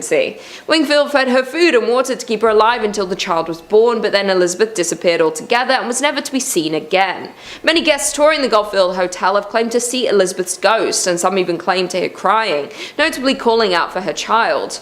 George's ghost is also said to haunt the hotel, with guests reporting to the lingering smell of cigars and ashes being left on the floor. Those aren't the only ghosts that haunt the Goldfield Hotel, as other spirits of those who lost their lives on the grounds of Goldfield have been reported to be seen lurking in the halls and lobby of the old hotel. In at number 3 we have Bobby Spring Ranch. Located just outside the glitz of the Las Vegas Strip sits a plot of land that takes visitors to another time and place. That land is known as the haunted Bonnie Springs Ranch. Originally built in 1843, the ranch was used as a stopover for the wagon trains going to California. While in 1958 the ranch was renovated and opened to the public as a tourist attraction with stables, a restaurant and a petting zoo. Later a functioning saloon, shops, wax museum, wedding chapel and replica schoolhouse were added to the ranch. There is not only one ghost that roams the ranch, as it's known there are multiple spirits that reside at the Bobby Springs, but one of Bonnie Spring Ranch's most commonly sighted ghosts is that of a little girl. Her spirit is mostly sighted playing in and around the town schoolhouse before suddenly disappearing. The nearby merry-go-round has also been known to turn on its own unexplainably, where many believe it could be the spirit of the little girl playing on the ride. Another active area of Bonnie Springs Ranch for paranormal activity is the Wax Figure Museum. This small tunnel-like maze leads guests through a creepy history display, which literally comes to life for some. Many have claimed to witness these wax figurines move on their own and appear as though they are inhaling breath. The ranch's management even had to allegedly nail the displays down as they were moving out of position so frequently. The final and most evil of Bonnie Springs Ranch's hauntings are found within the Opera House. It is here that a darker, more negative energy is present. The spirit takes the form of a dark shadow figure that follows people through the area and has even been captured in photographs. Disturbing the EVPs have also been caught in this area. In at number 2 we have Nevada's Governor's Mansion. From the outside, the Nevada State Governor's Mansion is a grand 2-story building, while inside on the first floor you'll find the grand entry hall, the reception room and the formal dining room. Though don't let its appearance fool you, as there are spirits haunting its grounds. The Governor's Mansion was completed in 1909 and the Governor Denver S. Dickerson was the first governor to occupy the residence. His daughter June is the first and only child ever born in the Governor's Mansion. The mansion is said to be haunted by June and her mother Una. Since their passing in the mansion, there has continually been paranormal activity reports in the household. The mansion is said to be haunted because former employees at the mansion have reported hearing cold wind blowing from an antique grandfather clock that also swings open periodically without assistance. Former First Lady Sandy Miller's brother-in-law is said to have seen the apparition of a woman in a white gown. The woman is believed to be Una Dickerson, dressed for the mansion's opening in 1909. And finally, in at number 1 we have Silver Queen Hotel. Located in Virginia City, Nevada, the Silver Queen Hotel was constructed in 1876. This makes it the oldest hotel in Virginia City. However, the Silver Queen Hotel is known for much more than just being the oldest hotel in Nevada. The main level of the property features an authentic 1870s saloon with one of the largest single-piece wooden bar counters and bar backs you'll ever see. The Silver Queen is also a popular destination for weddings, as there is a historic chapel on site. Of all of the allegedly haunted places in Nevada, paranormal experts tend to agree that Virginia City, as an entire city, is the most collectively haunted place in Nevada, especially as staff, guests, and countless paranormal investigators are certain that ghosts roam the 138-year-old property. One of the most active spirits that haunt the hotel is Rosie. Rosie was an adult entertainment worker who dealt business in the Silver Queens. Though during the late 1800s in room 11, Rosie lost her life. Her story remains mysterious, but Rosie is said to have never left the Silver Queen, making countless appearances in the decades following her passing. Even though the entire hotel is carpeted, guests have often reported loud steps on a wooden floor, rattling doorknobs, the sound of voices, or even the sight of Rosie herself at the top of a long staircase where she has been spotted lingering. Other visitors report on TripAdvisor and Yelp describing the loud noises at night and an unexplainable sense of eeriness. One guest had a more terrifying encounter in the hotel as they described getting chased down the hallway in the middle of the night by a ghost. Kicking us off at number 5, we have the St. Louis Cemetery number 1. The first of 3 Roman Catholic cemeteries in New Orleans, this is a legendary site for ghost spotting, although you'll need a vetted tour guide to get in. Break this rule and who knows what kind of curse you'll incur. The cemetery is full of above ground tombs, which some refer to as cities of the dead. These vaults are largely from the 18th and 19th centuries, although some of the graves date back to early 1700s. Of course, with all sorts of above ground burials, one would expect to see plenty of ghosts here. Visitors claim to see manifestations of ghosts walking around, and an abundance of amateur photographers claim to have captured ghost orbs on film. Digital too. Some ghosts are more famous than others, but at the St. Louis Cemetery number 1, none are as well renowned as Mary Laveau. The voodoo queen of New Orleans, Laveau made a name for herself through fortune telling, occult studies, and herbal medicines. These days, gawkers claim to see her floating through the cemetery where she's buried, wearing her signature bright colored clothing and white turban. Guests have reported being scratched, pinched, shoved, or even coming down with sudden unexplainable illnesses after seeing her ghost. For many years, followers of the occult would visit her tomb and mark it with 3 X's, but this led to more severe vandalism and it has been refurbished since. Laveau isn't the only ghost to roam the graves, but she is definitely the most well known. Just watch your back if you choose to visit and stick with the tour guide. Next up at number 4, the Hanging Jail. The Gothic Jail of De Ridder was built in 1915. Anything Gothic has a higher chance of being haunted, it's just how architecture works. That's why the Notre Dame is so full of ghosts. That and the whole Claude Frollo situation. Spirit appreciators in the know believe that the jail is haunted by 2 men hung for the slaying of a taxi driver. Joe Genna and Moulton Brasseau hired a taxi driver late one night and told him to drive. For reasons still up in the air, they killed him. Not knowing what to do with the body, the 2 men dumped it in the old Pickering Mill pond and ran off into the night. Maybe they drove off. I wonder if they took the cab. The body was found and traced back to the 2 would-be on-the-run murderers, and such they were convicted and then hung from the 3rd floor gallows. The interesting thing about the gallows though is that a spiral staircase circles around the noose. So there's a vertigo-inducing set of stairs surrounding the ominously hanging noose. Definitely a ghost creator if I've ever seen one. In addition to this lovely feature, there's also an underground tunnel connecting the jail to the next door courthouse. That is a tunnel you would not want to find yourself in after hours. Who knows what kind of crooked-necked wailing ghosts you find down there. Of course, there are plenty of people who claim to have captured photos of the ill-fated duo along with many other unlucky lawbreakers. Just remember kids, if you want to be a ghost, constantly do things that you'll regret. That way, you'll have all sorts of reasons to stick around for the afterlife. Coming in at number 3, we have the Dauphine Orleans Hotel. What was once a bordello is now a very popular hotel and bar. Jilted lovers, recovering soldiers, mistreated women, they all have a chance to haunt this New Orleans landmark. Of all the stories, there are 4 that tend to come up no matter who you ask. The first is that of a lost bride, thought to be the spirit of a young woman named Millie. She was working for the bar as a courtesan when she met a dapper young man and they decided to get married. However, on the morning of the wedding, Millie's groom-to-be was shot dead in a gambling dispute. Distraught, Millie waited for days for her fiancé to show up and never took her wedding dress off. For years, she would wear the white dress around the bar, hoping that someday he would show up.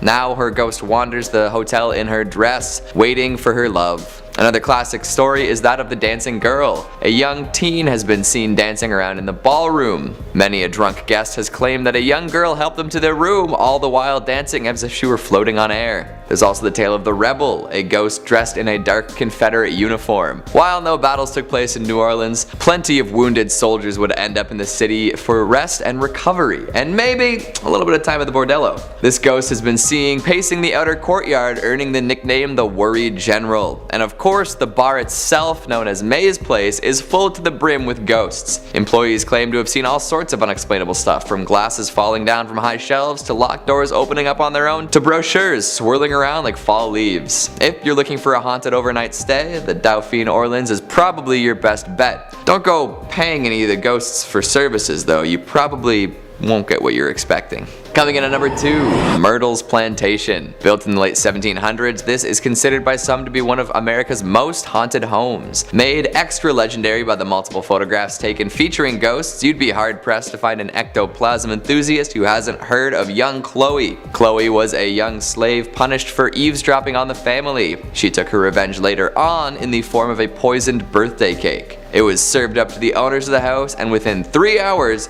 3 people were dead. Apparently that wasn't enough revenge for one lifetime though, as Chloe is still said to haunt the plantation. 2 different pictures have been taken with apparent ghostly qualities to them. One is a photo of the facade of the house, and if you look carefully in the corner, a ghostly visage can be seen. Another is of 2 tourists taking a selfie in front of a window, and Chloe can be seen peering out from in front of the curtains. While famous, some folks claim that they could be doctored. What do you think? After the Chloe incident, many later owners suffered death and murder tragedies while living at the house. Their ghosts have also been seen roaming the grounds. These days, most of the scary stuff is directly ghost related, so I don't know if it's still dangerous or just a spooky tourist attraction. Maybe the spirits like the attention they're getting from the public and would rather not kill anyone else. And finally at number 1, the LaLaurie Mansion. Back in the 1830s, the LaLaurie family was extremely well-to-do, especially Delphine LaLaurie. She was a well-respected member of society and known for throwing lavish parties. All was well and everyone had their fun until disaster struck. A fire swept through the building, burning much of it to the ground. Among the rubble, firefighters found the bodies of chained and tortured slaves in a hidden chamber. It appears that Delphine would perform unnecessary surgery on these poor helpless folks too. By the time all this was figured out, the LaLauries had fled the country, never to be seen again. With no way for justice to be served, the souls of the people held here remained, looking for revenge. Pretty much all future owners of the property quickly left after moving in. The ghosts haunting the walls are pretty aggressive too, with many people reporting bizarre physical assaults by forces unseen. Today, ghost hunters say that it's the most haunted house in the French Quarter. Historians dispute this, but that's not going to stop the Phantom fans from traveling to the Haunted Mansion. Kicking off the list at number 5, the Mission of San Miguel, 1610. The birthplace and historic site, the original San Miguel Church was most likely built shortly after the founding of Santa Fe in 1610 and is claimed to have been the first ever church built in America. Churches are already creaky and creepy, then this is the oldest one in the States? Okay, here we go. This church was built right across the Santa Fe River in the area referred to as the Barrio de Analco, which was inhabited mainly by the native population for the past 1,000 years. The San Miguel mission was first mentioned in writing in 1628, indicating it was in use at that point as both a mission and a school. Although intended as a mission, the Spanish also used it as their parish church until the parroquia was completed. The original San Miguel church was probably much smaller than the structure present, with more of a rectangular apse, a slightly raised sanctuary, and a simple front elevation with no towers at all. The surviving foundations were excavated and closely researched by Bruce Ellis and Stanley Stubbs in 1955. Although the present building dates from 1710, it has undergone a multitude of significant structural changes since its infamous riot in which partially destroyed the building during the Pueblo Revolt of 1680. This was an uprising of mostly the indigenous Pueblo peoples against the Spanish colonizers in Santa Fe de Nuevo Mexico. The Pueblo Revolt killed around 400 Spaniards and drove the remaining 2,000 settlers out of the province, which is where the creepy stuff kinda sits around. Since its construction, there have been over 300 years of ghostly apparitions seen at these ruins. You can never really pinpoint a specific person at this location, but there are numerous sightings that have been documented over the years, ranging from ghost horses, dragging sounds, and loud bangs resembling warfare. The San Miguel Chapel still stands after 400 years due to its local, national, and international community that has supported its preservation and history. Everybody chipping in. I love it. Little TLC. I bet you this is also where you see ghosts on different floors that used to be there or behind walls that don't even exist anymore. Like, are they bound by these structures forever? They're just like... No.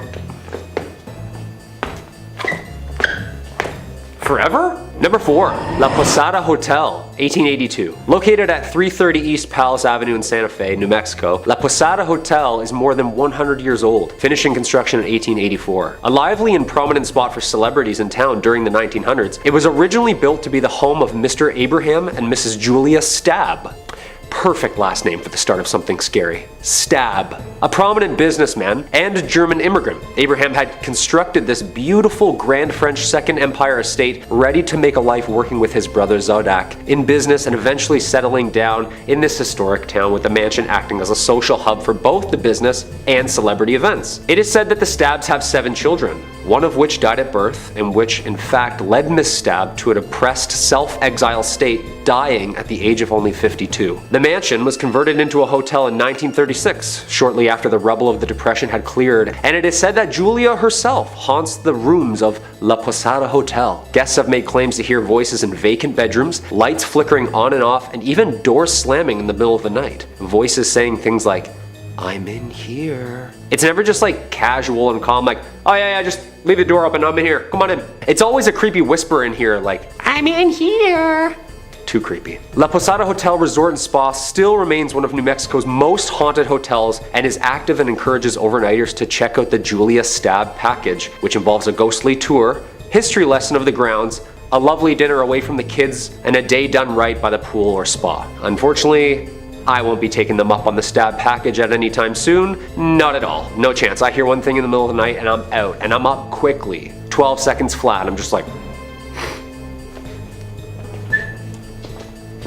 Number 3, the Old State Penitentiary, 1885. The Old State is located 15 miles south of central Santa Fe and is an active men's maximum security prison that was built in 1885. Acting as a prison system for the US, the prison saw 3 massive riots in its entirety, including 1922, 1953, and the worst and most bloody riot of all, 1980. One of the worst prison riots in American history. It's presumed to be the reason behind its haunting reputation. On February 2nd, 1980, several inmates initiated a riot which led to the inmates gaining control over the prison for a full day and a half. Unfortunately, at the time, post-70s, the prison was overcrowded, underfunded, and riddled with untrained, fresh-faced security guards with the rampant need for excess bodies due to the overgrowing inmate count. After escaping and organizing this event, the cellmates then tortured 12 prison guards and brutally murdered 33 other inmates. These riots soon became medieval in nature, gruesome, and truly evil. The most famous area for paranormal sightings can be heard and seen around cell block 4. Men here were brutally butchered, dismembered, decapitated, and some even hung up on the cells and burned alive. This section of the prison was closed in 1998 and is now referred to as Old Main. As if that history isn't dark enough, witnesses and researchers claim that there's a ton of spirits that roam this prison. Dark figures and ghostly shadows have been seen roaming the cells and halls, unexplainable slamming of cell doors, men's voices, strange noises, and even echoed screams can be heard at this location. This is why I don't even jaywalk, people. Stay a couple nights at this haunted prison looking at axe marks on the ground? Yeah, no, I'm getting my phone out right away. I know exactly who I'm gonna call. Yeah. Number 2, the Amador Hotel. Located at 251 West Amador Street at the corner of Water Street and Las Cruces, which translates to the Crosses, an area in New Mexico spanning as far back as the settled early 1800s, was thought to be an early mass grave site for the amount of crosses present in the city. The Amador Hotel has stood serving the community in multiple ways over the years, including a courthouse, a post office, a bank, hotel, and even a county office center. Yeah, can I get 2 stamps, please? Thanks. Built in 1866, the Amador Hotel is a popular Las Cruces ghost tour, and some of the rooms were even used as jail cells. Hey, you're grounded for 15 years to life, I don't know. The courthouse was completed in 1885. Amador added another story to the remaining structure, and Amador Hall became a community center where people conversed in drinking and in storytelling. During tours, guests have reported seeing shadowy figures lurking in the hallways, numerous cold spots, flashlights turning on and off by themselves, and having their arms even touched or scratched. Oh yeah, that's it. Just a little to the left. That's perfect. Some even say it's the work of a little ghost girl named Annie, who frequently visits the room on the 2nd floor, giggling. Like, giggling is great and all until like a 200-year-old spirit giggles right in your face. Like, what is still funny? This is terrifying. Joke must have been that good. Little ghost girls? Yeah, that's the scariest ghosts imaginable. 100%. The Amador Hotel ghost tour starts at 8 p.m. and during a visit through the tour of the grounds, history and ghost hunting begins. I'm a strict matinee ghost hunter myself, only during the day, or never. Or like around brunch, that's like perfect, nice and sunny. And coming in at number 1, Double Eagle Restaurant. If you're heading down to Mesilla, New Mexico this weekend and enjoy burgers and ghost stories, well, then the Double Eagle Restaurant is a must stop for you. Known not only for the world's largest green pepper chili burger, this blast from the past decorated head to toe in its luxurious upscale Victorian decor is now the home to 2 prominent and active restaurants, the Double Eagle and Pepper's Cafe. Alright, here we go. Let's dive in. Possibly the world's most haunted restaurants, originally owned by the Mays family, owning one of the leading and most lucrative import-export businesses in Santa Fe, was Senor and Senora Mays. Senora Mays expected only the best for her eldest son, Armando. Mothers and their sons, right? Always imaginarily wiping something off their faces. Come here, there's more. There is grim history here, involving 2 forbidden star-crossed lovers and a pair of sewing scissors. Thank you.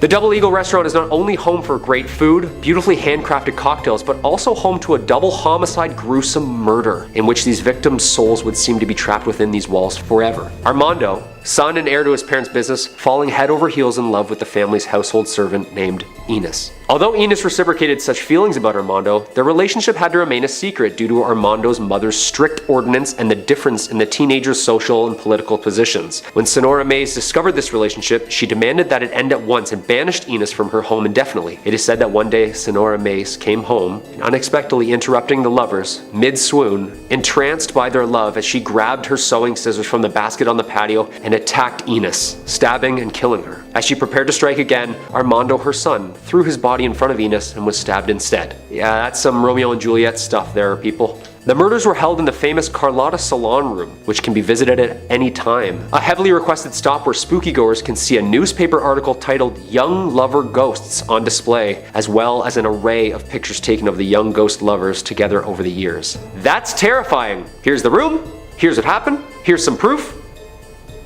That's all I need to know. I've made my mind up. For never was a story of more woe than this of Enos and her Armando. And I tried to end on somewhat of a happy note. Love lasts forever, and that's what I'm taking from this. Coming in at number 5, we have Hotel Park Central. Located on Central Avenue in Albuquerque, you'll find Hotel Park Central. The original building was constructed in 1924 and served as a hospital. It was then purchased in the 1980s and transformed into a mental health hospital. However, in 2010, a major renovation occurred with a $21 million investment, and it became the luxury hotel that we know today. The hauntings in this building date back to the time it served as a hospital. Patients would report seeing apparitions, hearing voices, seeing objects move, and feeling the presence of other beings when nobody was there. As well, when it was a mental hospital, it was known by patients and workers that on the top floor on the right wing, there is a ghost of a woman that likes to watch people in the hallways. Patients also reported having their bed sheets pulled off them in the middle of the night. Patients were not the only ones to experience things that couldn't be explained though.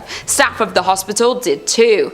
They would often have the sensation of being watched, as well as hearing something whisper in their ear, the movement of objects, and a general sense of heaviness throughout the buildings. Today, many guests at the hotel report similar paranormal experiences, as many guests report feeling watched in the presence of unseen beings. They have also reported hearing voices and shuffling in the stairwells. Several guests have also seen a female apparition on the 3rd floor wing. A group of paranormal investigators were brought onto the scene of the hotel. The investigators were 3 team members who all experienced unexplained voices and whispering while close to the hotel. They also reported distinct coolness near their bodies and a sense of being watched. After reviewing their evidence, some of these experiences were captured on digital voice recorders. They also carried out the flashlight technique, an attempt at communication with the spirit that involves the answering of questions through the turning on and off of the flashlight.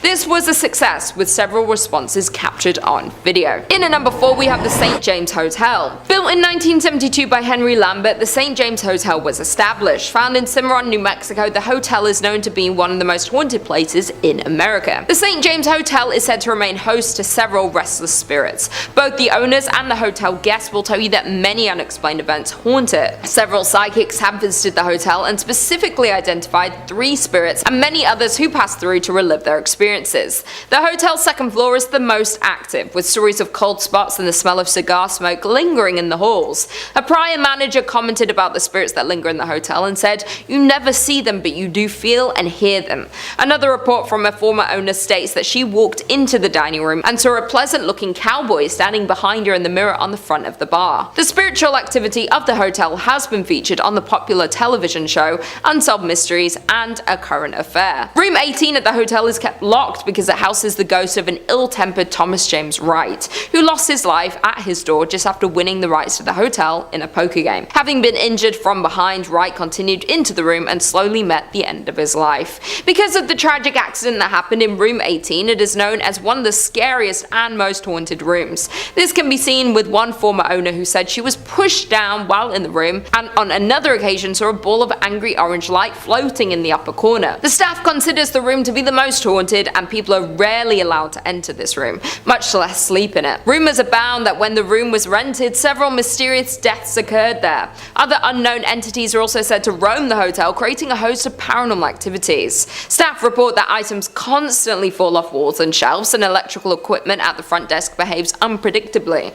Others have reported cold spots throughout the historic inn, lights that seemingly turn on by themselves, feelings of being watched by unseen eyes, and cameras that cease to work inside the hotel, strangely returning to normal after leaving St. James. In at number 3 we have Mammoth Theater. Built in 1927, this grand palace of a theater certainly is a masterpiece of Pablo Deco fused with Art Deco. The creation of this beautiful southwestern style theater was financed by a hard-working wealthy entrepreneur, Oreste Bacecchi, who wanted to fulfill a lifelong dream of building a grand theater which would rival other larger-than-life movie palaces that were springing up around the United States. A large fire in 1963 destroyed Mammoth Theater's iconic stage and much of the building, prompting the Bacecchi family to demolish it. In 1977, the same year, the theater was listed on the National Register of Historic Places. The citizens of Albuquerque voted to purchase Mammoth Theater at a steep discount. In return, the city of Albuquerque offered to fund the restoration of the landmark attraction. With the change of hands, local restoration experts were hired to restore Mammoth Theater to its former glory. The hauntings of Mammoth Theater can be traced back to a freak accident that happened in the late afternoon on August 2nd, 1951. Back then, hundreds of moviegoers were in Mammoth Theater to catch the latest films. Without warning, a water heater located in the theater's lobby exploded, sending scalding hot steam and plaster into the air. A total of 8 people were injured in the accident, including one person losing their life, Bobby Darnell. Since then, the theater is said to be haunted by the ghost of Bobby. Performers and staff of Mammoth Theater have all reported strange and unexplainable activities happening in the theater.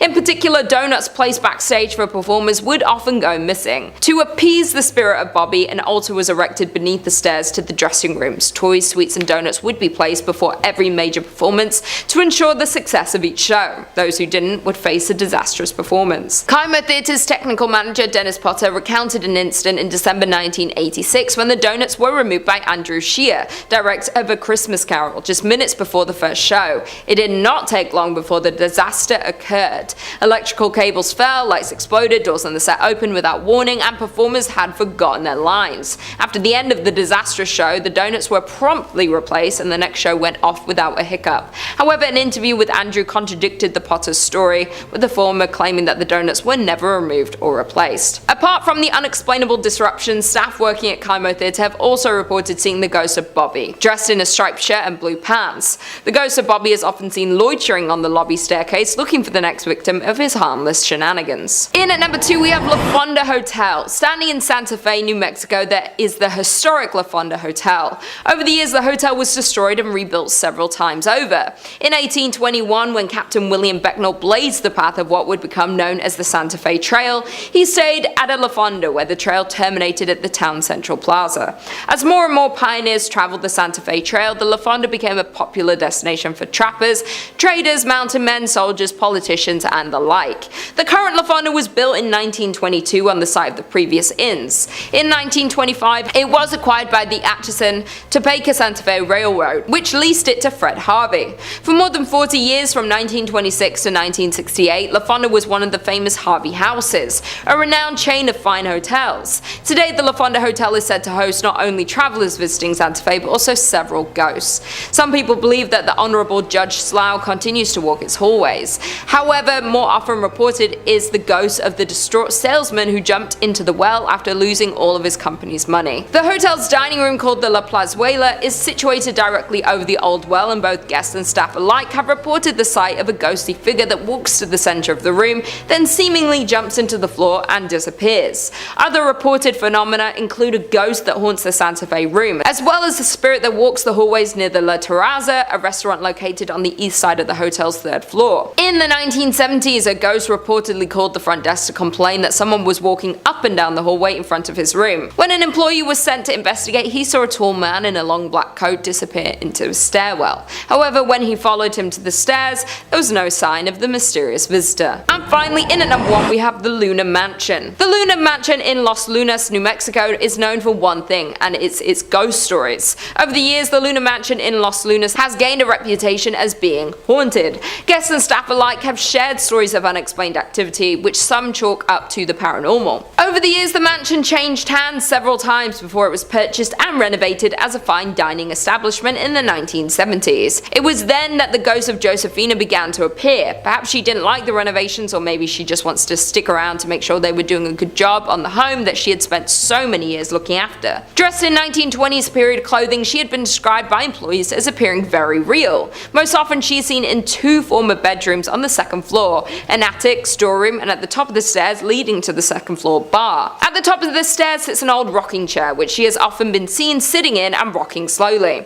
On one occasion, when an employee approached the ghost, she simply stood up and then slowly vanished. More often she is seen walking up and down the stairs, a habit that has been so commonplace that employees barely notice anymore. Where there's one spirit, others seem to follow, and more ghostly apparitions have been seen at the mansion. One of these is a former servant named Cruz, who was thought to have been a groundskeeper. Most often seen on the main level, he is said to be particularly friendly to women and children and likes to play practical jokes on the employees and patrons. On one occasion, he was seen sitting on a sofa as if waiting to be served. Dressed in vintage attire, the man was relaxing patiently when a waitress asked another staff member why he hadn't been served. However, the response was, "What man?" And when the waitress looked back to the sofa, the vintage spirit faded away. At lucky number 5 is Joliet Correctional Center. The Joliet Correctional Center, established in Joliet, Illinois in 1858, holds a storied past that is as captivating as it is haunting. This historic penitentiary served as a house of horrors for over 150 years, housing some of the state's most notorious criminals. Within its imposing stone walls lie a rich history of many eerie and disturbing tales. But the most chilling of these tales is that of the murder of the warden's wife in 1915. Odette Allen, better known simply as the warden's wife, was an aspiring singer before marrying her husband, Warden Ned Allen. The marriage would have her move from her home in Los Angeles to living in the Joliet Correctional Center with her betrothed. Odette was incredibly popular among the inmates. She was known to be a kind and compassionate woman who tried to make the lives of the prisoners a little more bearable by offering them small acts of kindness, such as providing treats or lending a listening ear to their troubles. The inmates would call her things like the Good Angel and the Little Mother at the Big Stir, out of admiration for her benevolence. The inmates would often act as servants to her and the warden, as an alternative to hard prison labor. In June of 1915, the warden went to Chicago to meet with politicians about the building of a new prison. Odette didn't join her husband because the dresses she wanted to wear weren't yet ready. One morning, Odette asked for the help of Joe Campbell, also known as Chicken Joe, a prisoner who had been convicted of murder at the age of 29. He was selected to be Odette's personal servant because of his great behavior and his healthy relationship with her and the warden. He was due for parole the next week, and Odette was going to testify for him at his hearing. Sounds like life was looking up for Chicken Joe, but what happened next would tragically bring all these good things to ruin for the young prisoner. The morning of her death, Odette asked Joe to refill her water bottle, go grab her coffee and a newspaper,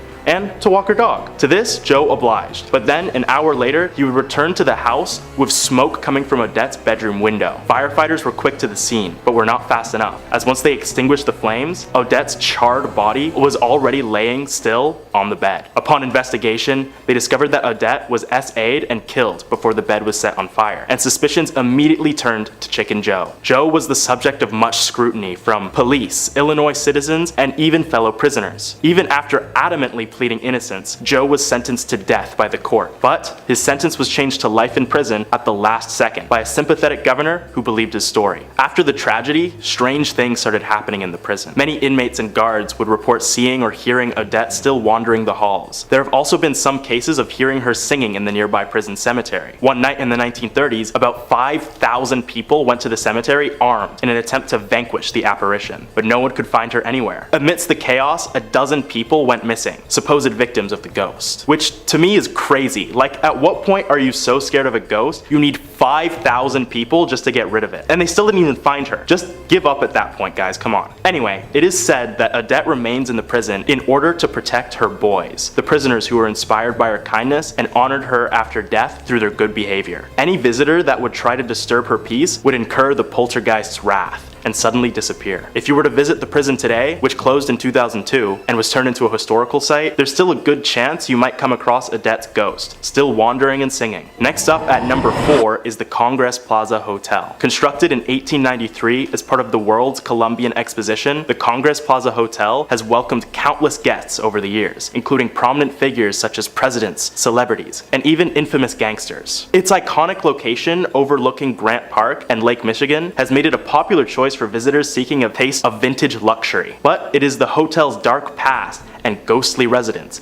that have set it truly apart. One of the most well-known ghosts said to haunt the hotel is that of a ghostly presence known as the Shadow Man. His story dates back to 1900, when Captain Louis Ostheim, a war veteran haunted by the horrors of the Spanish-American War, sought refuge at the hotel on the eve of his wedding. The captain would often experience PTSD-induced night terrors and suffer from extreme anxiety and paranoia. The night of his death, he awoke suddenly after being consumed by a brutal episode. In his disoriented state, he would search for solace or an escape from his inner demons. And tragically, he took his own life. Ever since that fateful night, the spirit of Captain Ostheim has been seen walking through the Congress Plaza Hotel, appearing as a shadowy figure gliding through the halls with a haunting aura. Guests and staff have reported encountering the Shadow Man on multiple occasions, his spectral form silently following their footsteps, as if seeking some elusive connection or unfinished business. Those unlucky enough to meet the Shadow Man's gaze would begin feeling greatly distressed and having night terrors of their own, some meeting the same fate as him after the fact. As the years have passed, the legend of the Shadow Man has become deeply ingrained in the history of the Congress Plaza Hotel, adding to its reputation as one of Illinois' most haunted locations. The spirit's enigmatic presence, coupled with the tragic circumstances that led to his lingering existence, makes encounters with the Shadow Man as eerie and thought-provoking as they are dangerous. Do any of you guys see any ghosts while staying in a hotel? Leave a comment, because I feel like these days every hotel on the planet is haunted. Next, at number 3, is the Englewood Post Office. H.H. Holmes, no relation to Sherlock, was a deceptive figure who gained infamy in the late 19th century as one of America's first documented serial killers. Operating during the time of the 1893 World's Columbian Exposition in Chicago, Holmes constructed a nightmarish building with a name I'm not even allowed to say on YouTube. But for the sake of brevity, I'll call it Death Castle. Officially named the Holmes Castle or the World's Fair Hotel, Death Castle was a 3-story building located on the corner of 63rd and Wallace Street in the Englewood neighborhood of Chicago. From the outside, it looked the same as any other ordinary commercial building, complete with shops and apartments. However, its true purpose was far more sinister. Inside the castle, Holmes had constructed a labyrinth of secret passages, hidden staircases, and windowless rooms designed for his nefarious deeds. He used his magnetic charm to lure and manipulate unsuspecting victims, often young women and visitors to the World's Fair, into his deadly lair. The castle featured soundproof rooms, gas chambers,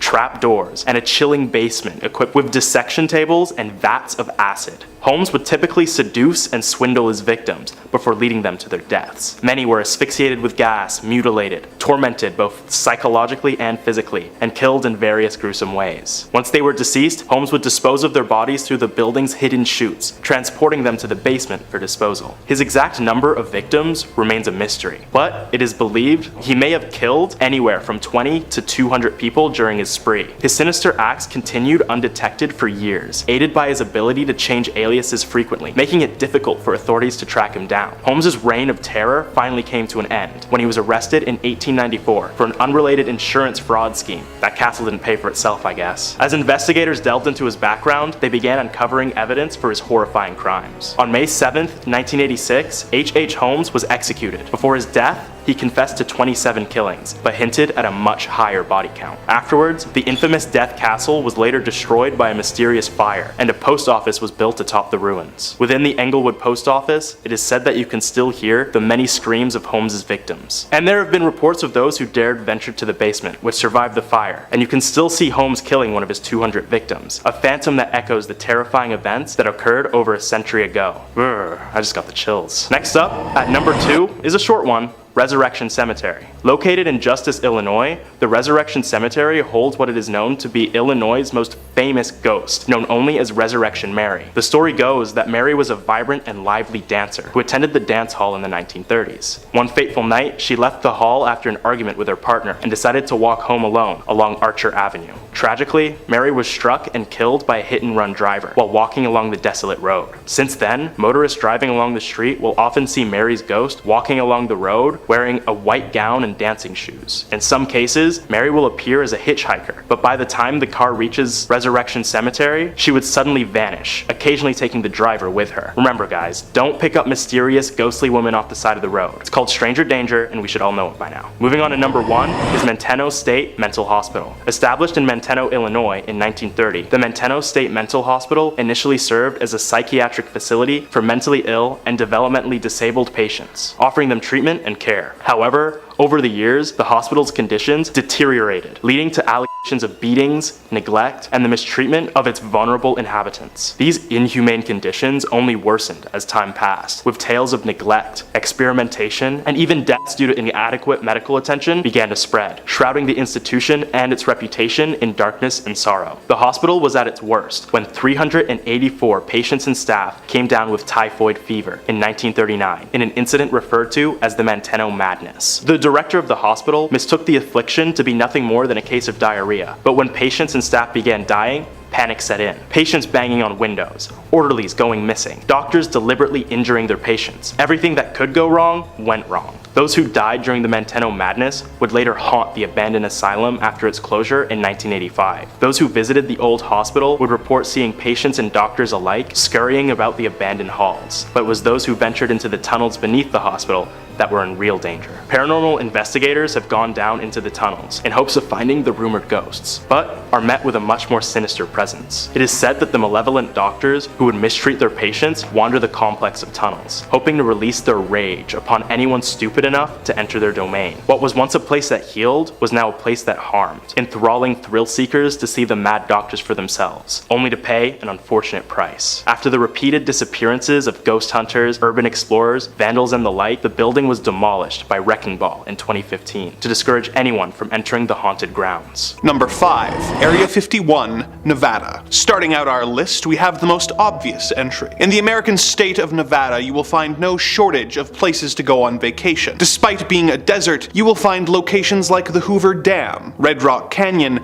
and of course, the various casinos and attractions in Las Vegas. Of course, a location that you will not find yourself getting into is the military base located on the salt flats of Groom Lake, which is colloquially known as Area 51. For years, Area 51 has been the subject of conspiracy theories involving everything from government testing to UFO activity. Adding to its mystique is the fact that the US government wouldn't even officially acknowledge that it existed until 2013. Its official use is apparently the testing of experimental aircraft, but the level of security at the base is extremely high, even for a government base. Employees of Area 51 are flown in on a private airline known as Janet Airlines, with Janet being an acronym that stands for just another non-existent terminal. Some former employees have reported getting paid through private companies that they have no involvement with in order to avoid a paper trail linking them to the base. Some theories about the purpose of Area 51 include it being used to develop energy weapons for the Strategic Defense Initiative, to develop time travel technology, and most infamously, for studying, storing, and reverse engineering the remains of crashed alien ships, including those that were found at the Roswell crash site. As it is a closed-off and secret government facility, tourists are of course not allowed to get into the site, with signs around the perimeter promising prosecution and possibly even deadly force against trespassers. Of course, this hasn't stopped alien enthusiasts from making the journey to Nevada to see the number of Area 51 and alien-adjacent attractions, such as bus tours of the extraterrestrial highway, the Black Mailbox, and the outskirts of this secret government facility. Number 4. The Princess Theater, Alberta. In the Canadian city of Edmonton, Alberta, there is no shortage of movie theaters with multiple malls housing multiple multiplexes, enabling local cinema lovers to watch the latest in entertainment. However, for many years, the crown jewel for movie lovers in Edmonton was not the Cineplex in West Edmonton Mall, or even the Garneau Theater, which shows independent and classic films. No, for many years, the most classic of the theaters was the Princess Theater on White Avenue. Built Built in 1914 for a then staggering $75,000, this 3-story single-screen theater would show moving pictures, concerts, and vaudeville acts, while also having a basement billiards parlor for those not interested in the shows. The theater was known for implementing extremely novel and modern elements, such as a fireproof projection room, an electric time projection clock, an electronic ticketing machine, forced air ventilation, and even refrigerated fountain beverages. The theater was soon drawn into economic hardship and was forced to construct rental apartments on the upper and lower floors. One of these apartment renters was soon met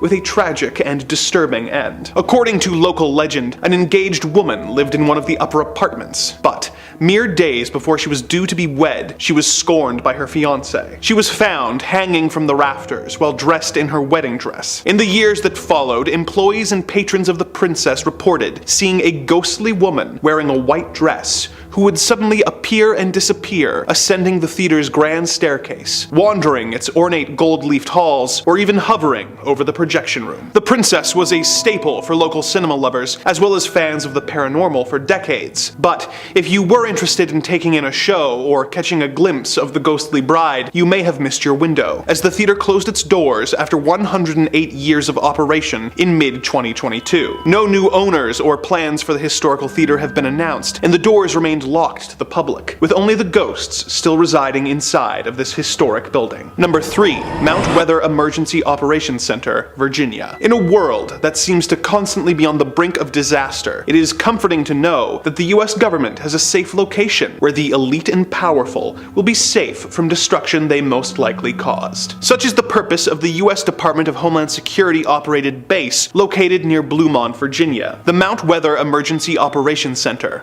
otherwise known as the High Point Special Facility, has been in operation since the late 1800s, when it was used as a simple weather station. In 1928, the observatory building became President Calvin Coolidge's summer White House, before being used as a civilian public service facility where conscientious objectors could serve the government during World War II without having to go into conflict. In 1959, an underground facility was completed and designated Area B. The other buildings that were referred to as Area A became training facilities for the Federal Emergency Management Agency, or FEMA. Around this time, it became a relocation site for high-level civilian and military officials in the event of a national disaster, such as an attack or massive natural disaster. It plays a major role in many of the United States government's contingency plans for maintaining the continuity of government. It has a high-frequency radio system, which connects it to most federal public safety agencies, which allows the president to access and use the emergency alert system so that they can broadcast emergency alerts or warnings. An example of its use was on September 11, 2001, when the majority of congressional leadership were taken from Washington by helicopter and evacuated to Mount Weather. The National Art Gallery has also developed a program that would have the country's most valuable paintings helicoptered over to the facility in the event of an attack, in order to make sure important cultural pieces are preserved in the event of an attack that would otherwise destroy them. Obviously, this site is off limits to all but the most high level of people, and it is not open for tourists. But if you are nearby and see a large group of frantic-looking officials arriving by helicopter, or you see a message on TV from the president being broadcast from this facility, be very afraid, as it means that something terrifying and horrible has or is about to occur. Number 2. Boblo Island Amusement Park, Ontario. North America has no shortage of amusement parks for families and thrill seekers alike to visit. The Canadian province of Ontario has several to choose from, including Canada's Wonderland, Great Wolf Lodge, and Splashdown Niagara. One theme park that you won't be able to buy a ticket for, however, is the Boblo Island Amusement Park, located on the island of Bois Blanc, just above the mouth of the Detroit River. The park was opened in 1898 and used a ferry system to service guests from Ontario and Detroit and bring them to the island, where they had a variety of attractions to keep them occupied and having fun. Some of these included the Falling Star, a log flume, a theater, a sky tower, a Ferris wheel, a zoo, a carousel, and a dance hall, financed by Henry Ford himself. It also had 3 roller coasters: the Screamer, the Nightmare, and the Sky Streak. It also had Boblo's scoot boats, which were essentially aquatic bumper cars. The park operated for many years before eventually closing down for financial reasons in late 1993. There are still ferries that operate in order to get island residents on and off the island, but the now abandoned amusement park has been declared off limits by the property owners. Of course, the dilapidated Carousel Building, Dance Pavilion, and Sky Tower have since proven to be too appealing for urban explorers to keep away from, and the eerie overgrown site still sees a variety of visitors. Like any good amusement park, it of course has a reputation for being haunted by a variety of ghosts. My personal favorite of the ghost stories is the story of Smiley the Magician. Back when the theater still operated and showed a variety of different performers, one of the most consistently booked performers of the 30s and 40s was a magician named Smiley Smilovich. Smiley was an old-school magician who had trained with Houdini in the late 20s and was known for his seemingly death-defying tricks. One of his most famous tricks was a metamorphosis trick, where he would put a trunk on stage, climb into it, lock it, and then have the trunk set on fire. He would escape through a trap door, the trunk would burn away, revealing that he had escaped, and the crowd would go wild. One day he was doing this trick as usual, but when he locked himself in the trunk, he had a heart attack and died. The trunk was set on fire, and the audience was left in terror as Smiley's body burned in front of them. Ever since then, Smiley's ghost would apparently haunt the theater, being sighted watching shows that were performed there, showing a special interest in magic shows. In the years since the park's closure, the occasional rumor of the magician being spotted has come up from the various urban explorers checking out the overgrown buildings. Would you ever be brave enough to explore Boblo Island Amusement Park? And if you did, would you be on the lookout for spectral magicians? Number 1. North Brother Island, New York. The North Brother Island is one of 2 small islands located in the East River of New York City. The island remained uninhabited until 1885, with the only trace of humanity being a small lighthouse that was erected in 1869. The island began seeing more use in 1885 when the Riverside Smallpox Hospital moved from Roosevelt Island to North Brother, when their mission expanded to treating and isolating victims of other quarantinable diseases such as typhoid, tuberculosis, and especially polio. In 1904, a steamship called the General Slocum was set ablaze, and over 1,000 people perished, either from the fire or from drowning while trying to escape, and ended up washing ashore on the island. One of the most famous residents at the hospital was Mary Mallon, otherwise known as Typhoid Mary, who was confined on the island for 20 years until her death in 1938, after having been declared a public health menace for infecting between 51 and 122 people while working as a cook. As public health measures like vaccines began to be adopted in the 30s and 40s, the need for a quarantine hospital lessened to the point where the hospital was closed. It was converted into housing for war veterans who were going to school in the city following World War II, before being converted into a rehabilitation facility for young people suffering from substance abuse issues. But it was closed in 1963 due to the cost of upkeep and the widespread corruption of the staff. In the years since, it was considered for a variety of purposes, including housing for the homeless and an extension of the jail at Rikers Island. But the danger of the unmarked manholes and the advanced dilapidation of the buildings, which are mostly collapsed and overrun by poison ivy, resulted in such ideas being abandoned. It was eventually decided that the site would serve as a bird sanctuary for herons and other wading shorebirds. Although many of the original 25 buildings are still standing in some shape or form, it has been made off limits to the public and is only available for supervised visits for those intending to go ashore for, quote, compelling academic and scientific purposes. With its history of confinement and death, perhaps it is best that this site has been deemed unfit for public visitation, although the history of the island is indeed compelling.